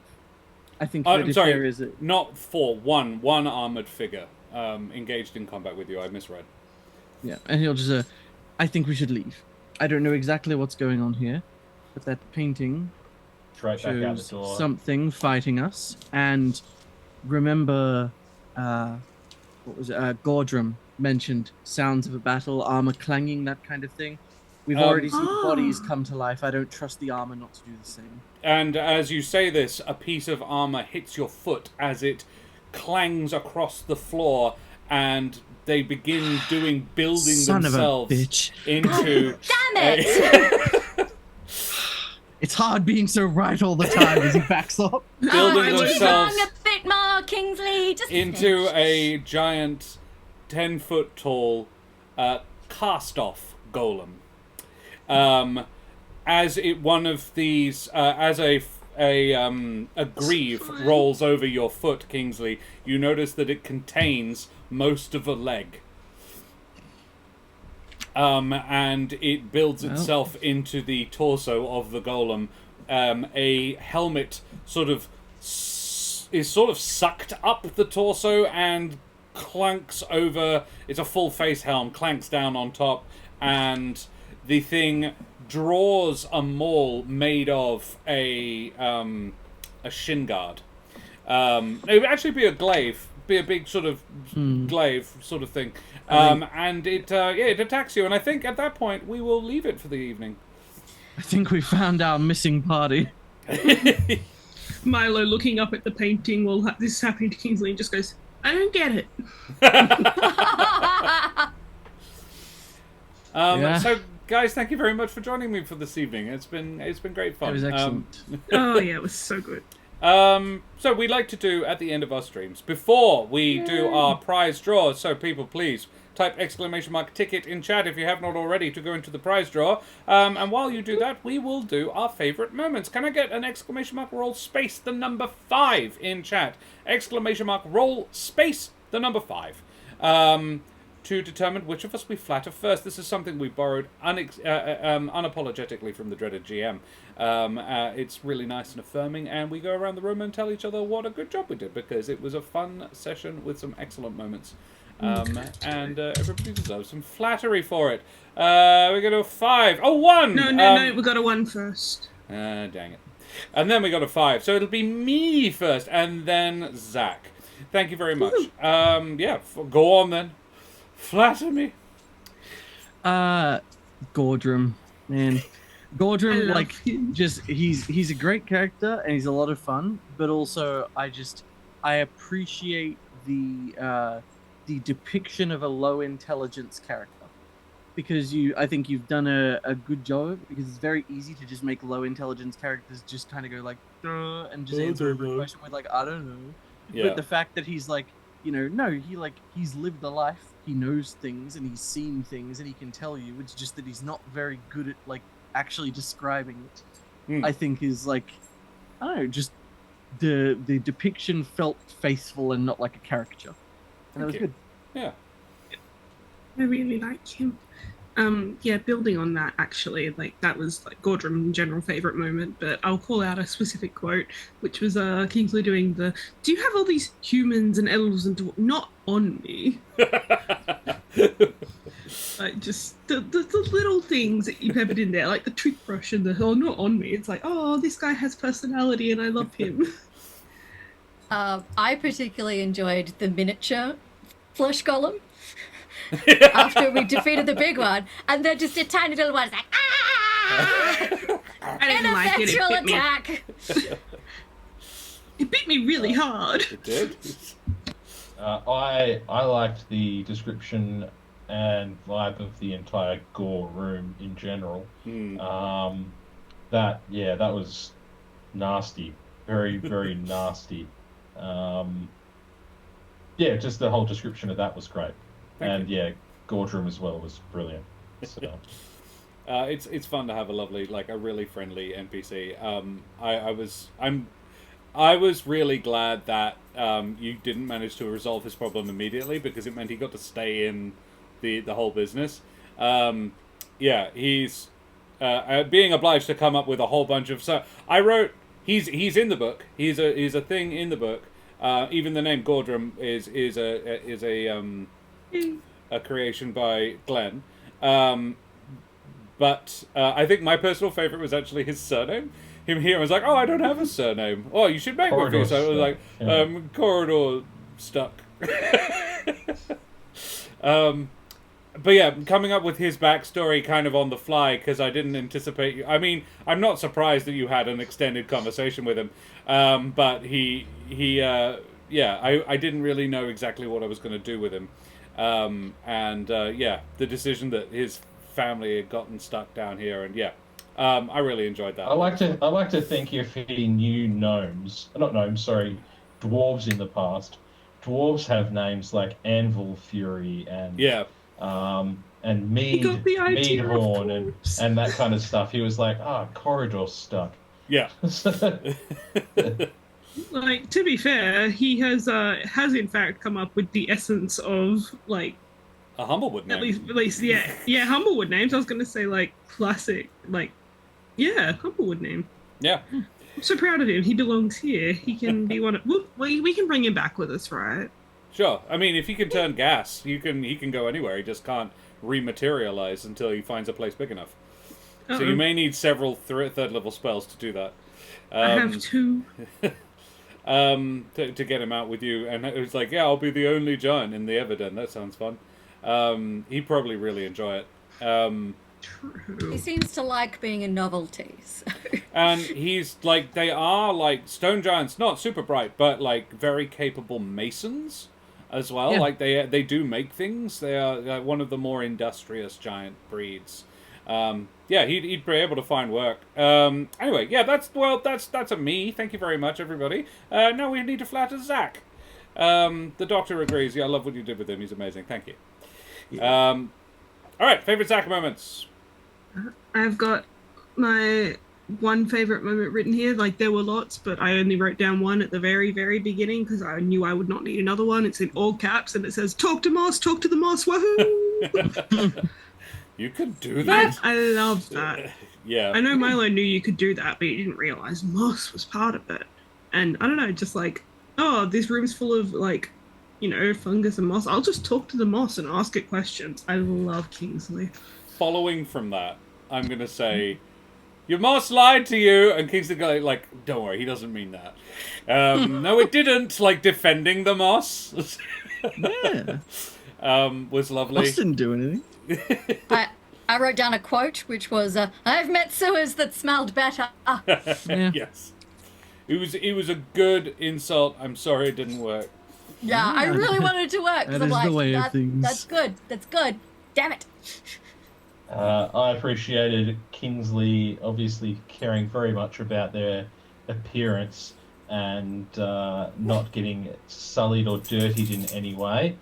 Prestidigitating and all of that was very useful. But I also noted at the very beginning when we were deciding what to do when we first opened the double doors, you were playing him as though very disoriented, as though he was distracted. And the fact that you were doing that 4 months after, like in real life, Yeah. 4 months after, like, you in last session had been distracted and affected by that picture, the fact you were able to carry that on into this session was brilliant. So Yeah. I definitely noticed that. That was really cool. Thank you very much. Big agree. Much appreciated. I have another one, Yep. but I think, does anyone else need to go? No, I don't think so. I loved, like, at the end, just looking at the painting and be like, oh, fuck.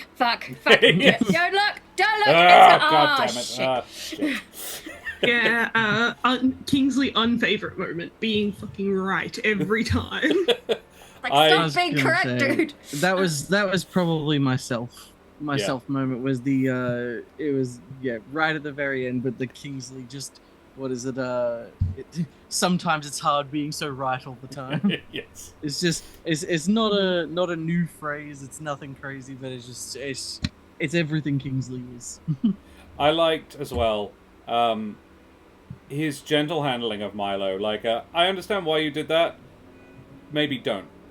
Like, when he went to scratch and try and alter, he was like, no, your logic is sound, but maybe just don't. I think, yeah, especially knowing that I knew Milo from the orphanage days, I think Kingsley probably has always treated Milo like a younger brother. Yeah. And as everyone has gotten older and everyone's relationships with each other have transformed, Kingsley's and Milo's hasn't. Yeah, I don't think Milo's with anybody has. No. Yeah, I think I think Milo fell out of one too many trees. I think he sees a lot of whimsy and curiosity in Milo that he absolutely flat out refuses to squash. Yeah. But also we're adventuring and I really don't want you to die. Yeah. Seriously. I'd rather him not die too, like, out of character, just like personal preference of mine, but like, Excellent. he's gonna go looking. But he is going to touch the things and do Gonna the go right looking. thing, even if it's the wrong thing. I wrote him in a very specific way. And yes, no, Kingsley, also your spell descriptions are always just so... I can't think of a better word. They're nice. I like them. I like them a lot. Yes, I didn't do much with spells this session, but You did. next time. And also your patron of the arts comment. Oh, that was good. Oh, Yeah. thank you. Yeah. Sorry, Mitch, Mitch, I think I Mitch, were cut you you trying off. to say something? No, all Okay. good. I just rolled a 3, which means Milo, because I rolled it on a D5, which is Milo is the third person across the screen. So, favorite Jess moments, everybody. Man, Milo's just a lot of fun. And honestly, I think, and I mean, I made the comment, but I do like Kingsley also by extension, but I do love the fact that Milo is so unapologetically, like, young, like mentally.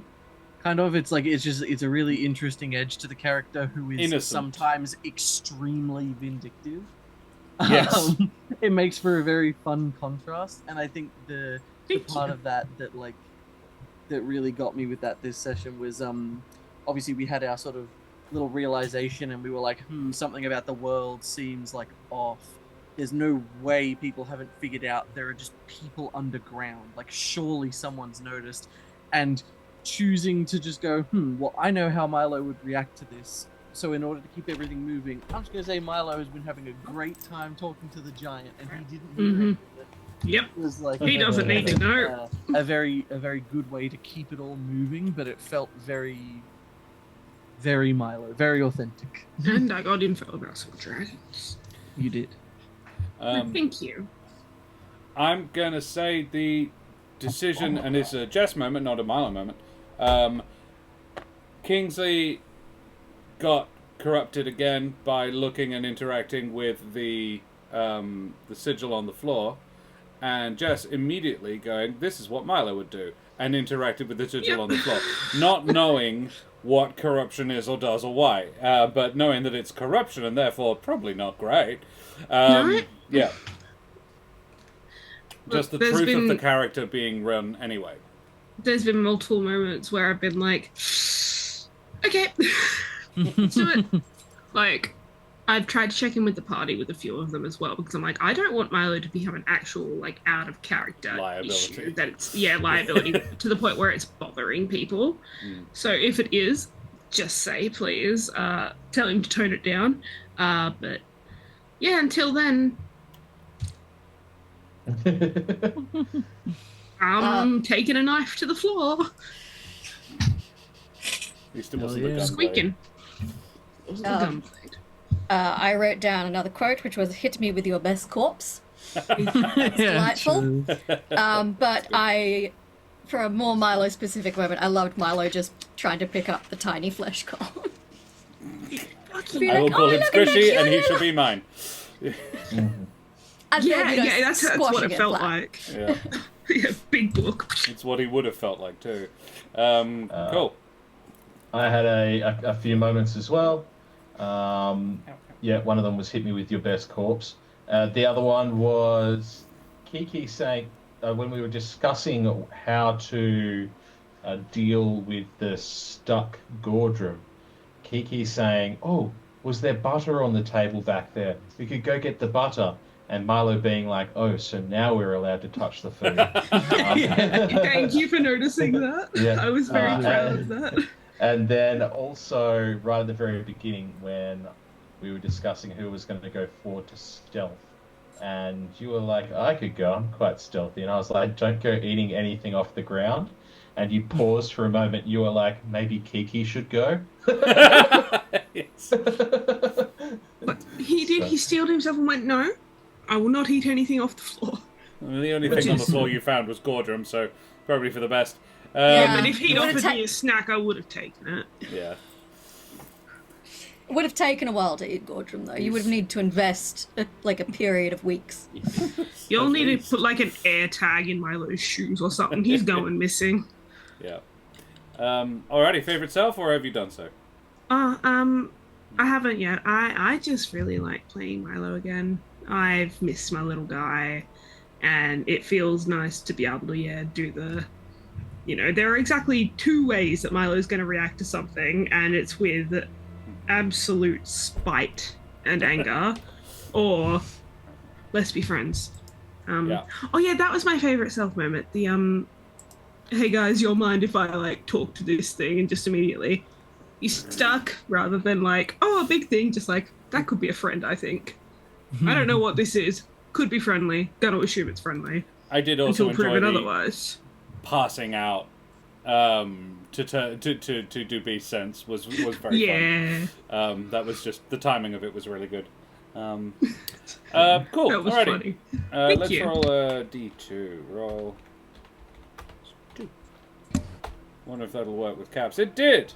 That's a 1. That's Mitch. Favorite Hank moments.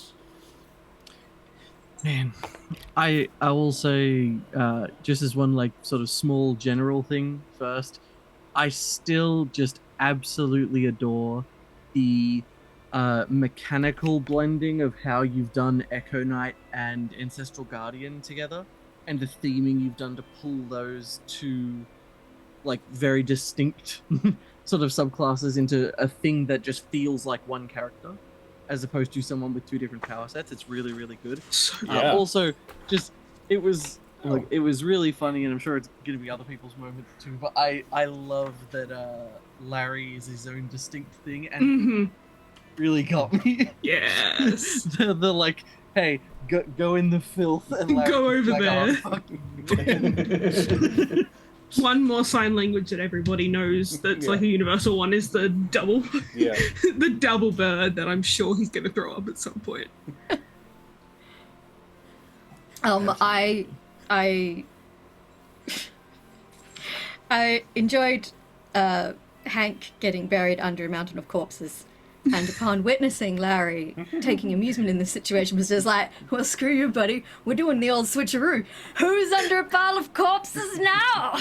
Or did you forget I could literally do this? Yeah. No. Yeah, Karen, that was one of mine. I've also got just written here, fuck me, Hank and Larry are cool. Your descriptions with it are just so engaging. Like, I'm finding you're starting your descriptions and I'm like, ooh, because I can see it, and I sometimes struggle to visualize things. So, like, I can see this happening, and that is really cool to me. Like, they are very engaging and very, yeah. Your descriptions are very descriptive. Feels weird, but yes. I do have another one, but I will let Josh so I don't steal. I was going to say, it's a very little one. When Milo was like, "Oh yeah, sorry, I didn't realize I was going to just pass out," and then. No, it was before. It was when Milo passed out, and Kingsley was like, "Don't worry, he does that sometimes. It wasn't you." And then, as I'm imagining it, as the cockroaches just scuttled under the door, and Hank goes, "Fucking idiot." It was just. I was just like, there it is. He's finally said it. He's finally said it out loud. Honestly, yeah. Yeah. If you do your, are you okay with me doing mine? Yeah, go for it. All right. So this isn't a Hank moment; it's a Mitch moment. And I don't even know if we're on stream when it happened initially, but you saying, I wrote a combat guide for myself so that I can, and just like, yeah, I just got combat guide in quotation marks. Like that's smart. That's fucking dope, man.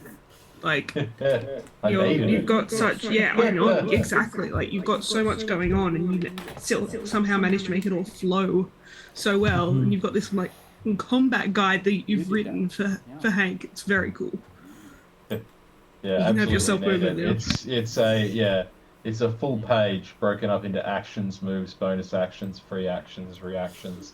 So I'm like trying to cross check that with my character sheet and make sure that everything flows and makes sense. So my own moments, I do love interacting with Larry, and coming up with those like brotherly exchanges that would be going on. Really giving Larry life where, there is no real life. It's kind of like a little friend. He's like got a friend in his head. But anyway, so that's enjoyable. I really enjoyed cutting sick in combat, and being able to really be effective for the first combat. I feel like in previous ones, it's been like the very first combat we had, I was just whiffing, just missing. And then the second combat, I only really had like 1 or 2 damage types, and I wasn't able to do much against the Iron Golem. But this one, being able to really cut sick and then utilize my spirit shield as like a, just really felt like I felt like the tank that my character was meant to be. So only 2 of you attacked it. It took 142 damage. I feel like Kiki did around 30. Yeah, I didn't do a ton. which means Hank did the rest. Hamilton wrote the other. So that was great, and then I just really enjoy. I really enjoy the dynamic I have with Milo, and just becoming increasingly frustrated by just the the little bits and pieces. And I have to say, I really want to make it very clear to you, Jess.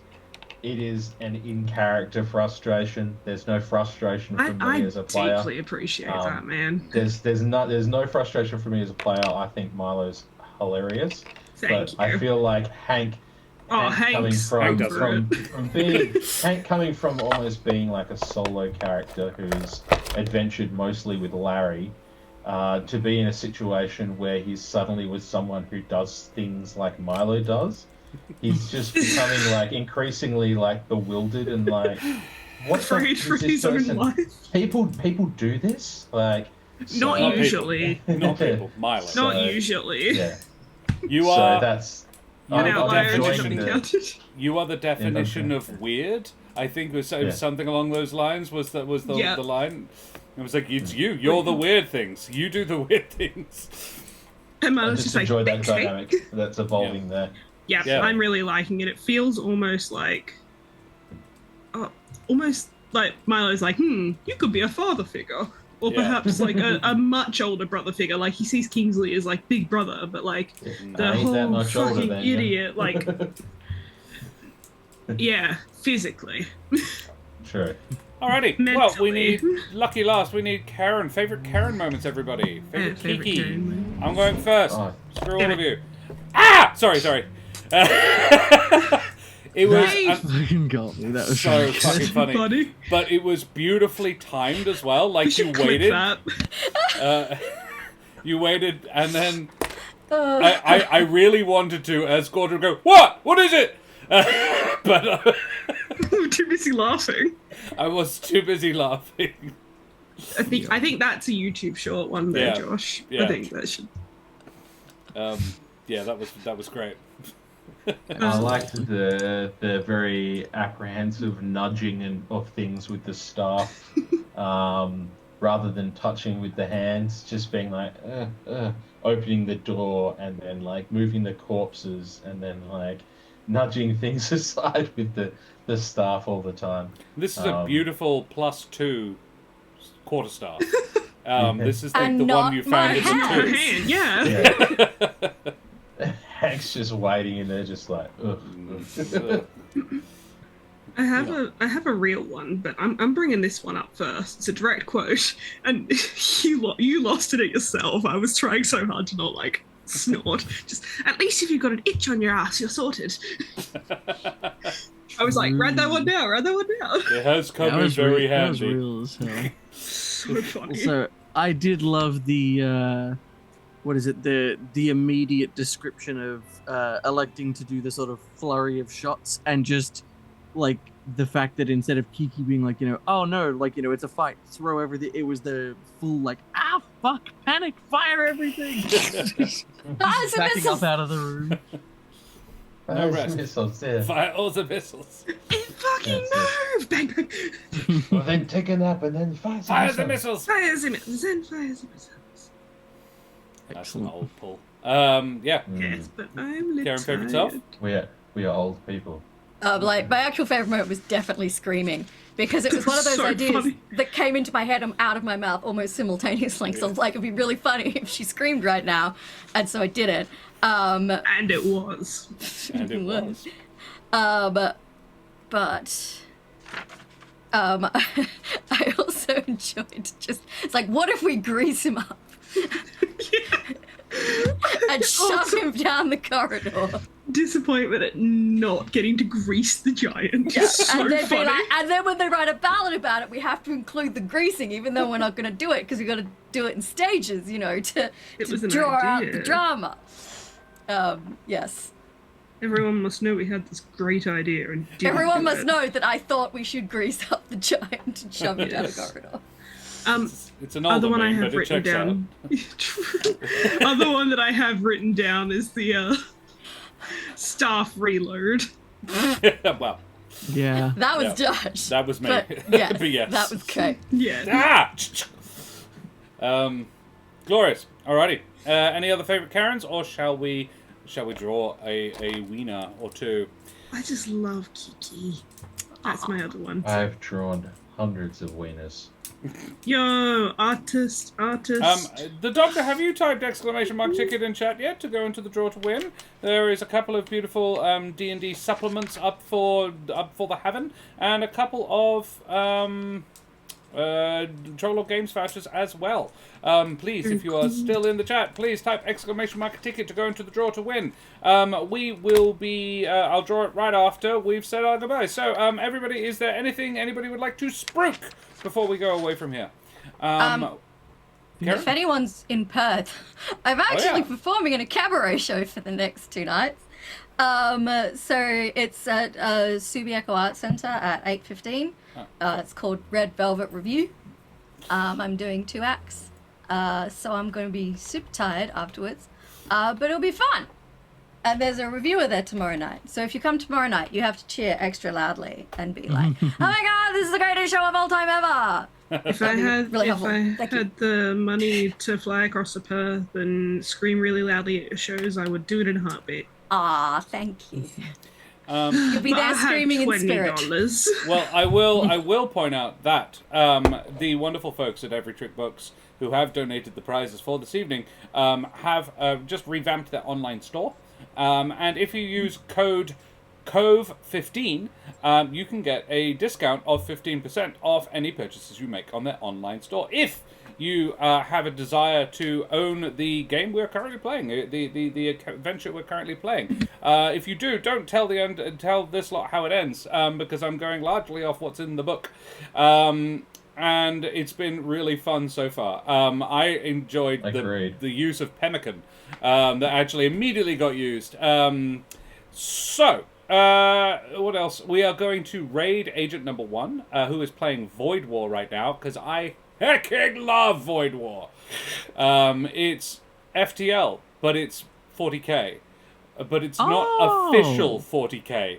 It's Krusty Brand imitation 37k. And it's so good. I might have to look into that It's because I greatly enjoy I am FTL. currently a Void War widow. Yeah. Oh, I've stopped. I'm now playing BattleTech again. Yeah, I've done 6 or 7 runs of it. I've beaten it 4 or 5 times. The scale of difficulty getting good. It's yes. And it's got like the techno cult rather than the Adeptus Mechanicus and Centurions and Red Knights, and I'm like, yeah, all of those things. I love it. But there is also just like Space Raiders. Occasionally you will meet Dark Eldar, but they're not that. They don't actually name them even. It's a really good. It's like it's poking a hole at all of the because Games Workshop is the great gestalt of all the sort of bits and pieces from our collective zeitgeist for the last 50 years, and it just put it all together, and they've basically gone like, yeah, absolutely, but what if it was just the more generic brand of that, and made a game around it that is clearly a rip-off, but so generic that they couldn't have a problem with it, and then put it as just an FTL cover. I don't even know if it's by the same people. I imagine it probably is, because it's an FTL game. But it's very good. Would strongly recommend. So we'll raid him on that. But before we do that, let's give away some beautiful things. So let's close the giveaway. Give it away now. Draw a winner. That's the Queen Bitch. Jess wins the first one. Let's draw another one. Yes! And Princess Brahma wins the other one. Marvelous. Well, Jess won the first one, which means just gets Maharishi. Hey, Maharishi, good to see you, buddy. I'm pretty happy right now. Jess wins the Bruno Barleybeard's Big Book of Brewing. And Princess Brahma wins You Begin in a Tavern, each with a $10 Troll Lord Games giveaway voucher as well. Fantastic. I will contact Glenn and get I will need your email address, Jess, to send that through. I will send that to you. Would you like me to spell it out for you publicly right now? No, I would not like you to On do stream, that. It would be unwise. as a cheeky prank on myself. Yes. We'll get that sent through to Glenn, and those will be sent to Boris. Misses you all. Oh, Boris. Hey, Maharishi. Lovely to see you, buddy. Well, we are actually about to raid away. Raid away. We're going to go and raid Agent Number 1 playing Void War. So we will be back on Tuesday night for Karen playing some more Skyrim, I imagine. She hasn't played that in a hot minute, so we'll get her back on that one. And then next Thursday night, we'll be back for more Bloodmoon Bay, everybody. So that's just a mod. I saw you were playing it earlier, Jess. I've been going through another Skyrim phase. Yeah, I'm going through another BattleTech phase. We do this sometimes. Well, guys, thank you so much for hanging out with us. It's been an absolute pleasure. We will see you same bat time, same bat channel on Tuesday night for some more Skyrim. Say goodbye, everybody. Bye. Bye, everybody. Bye, everybody.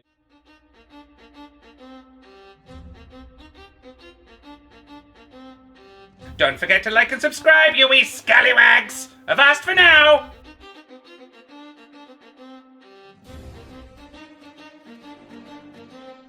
Whee!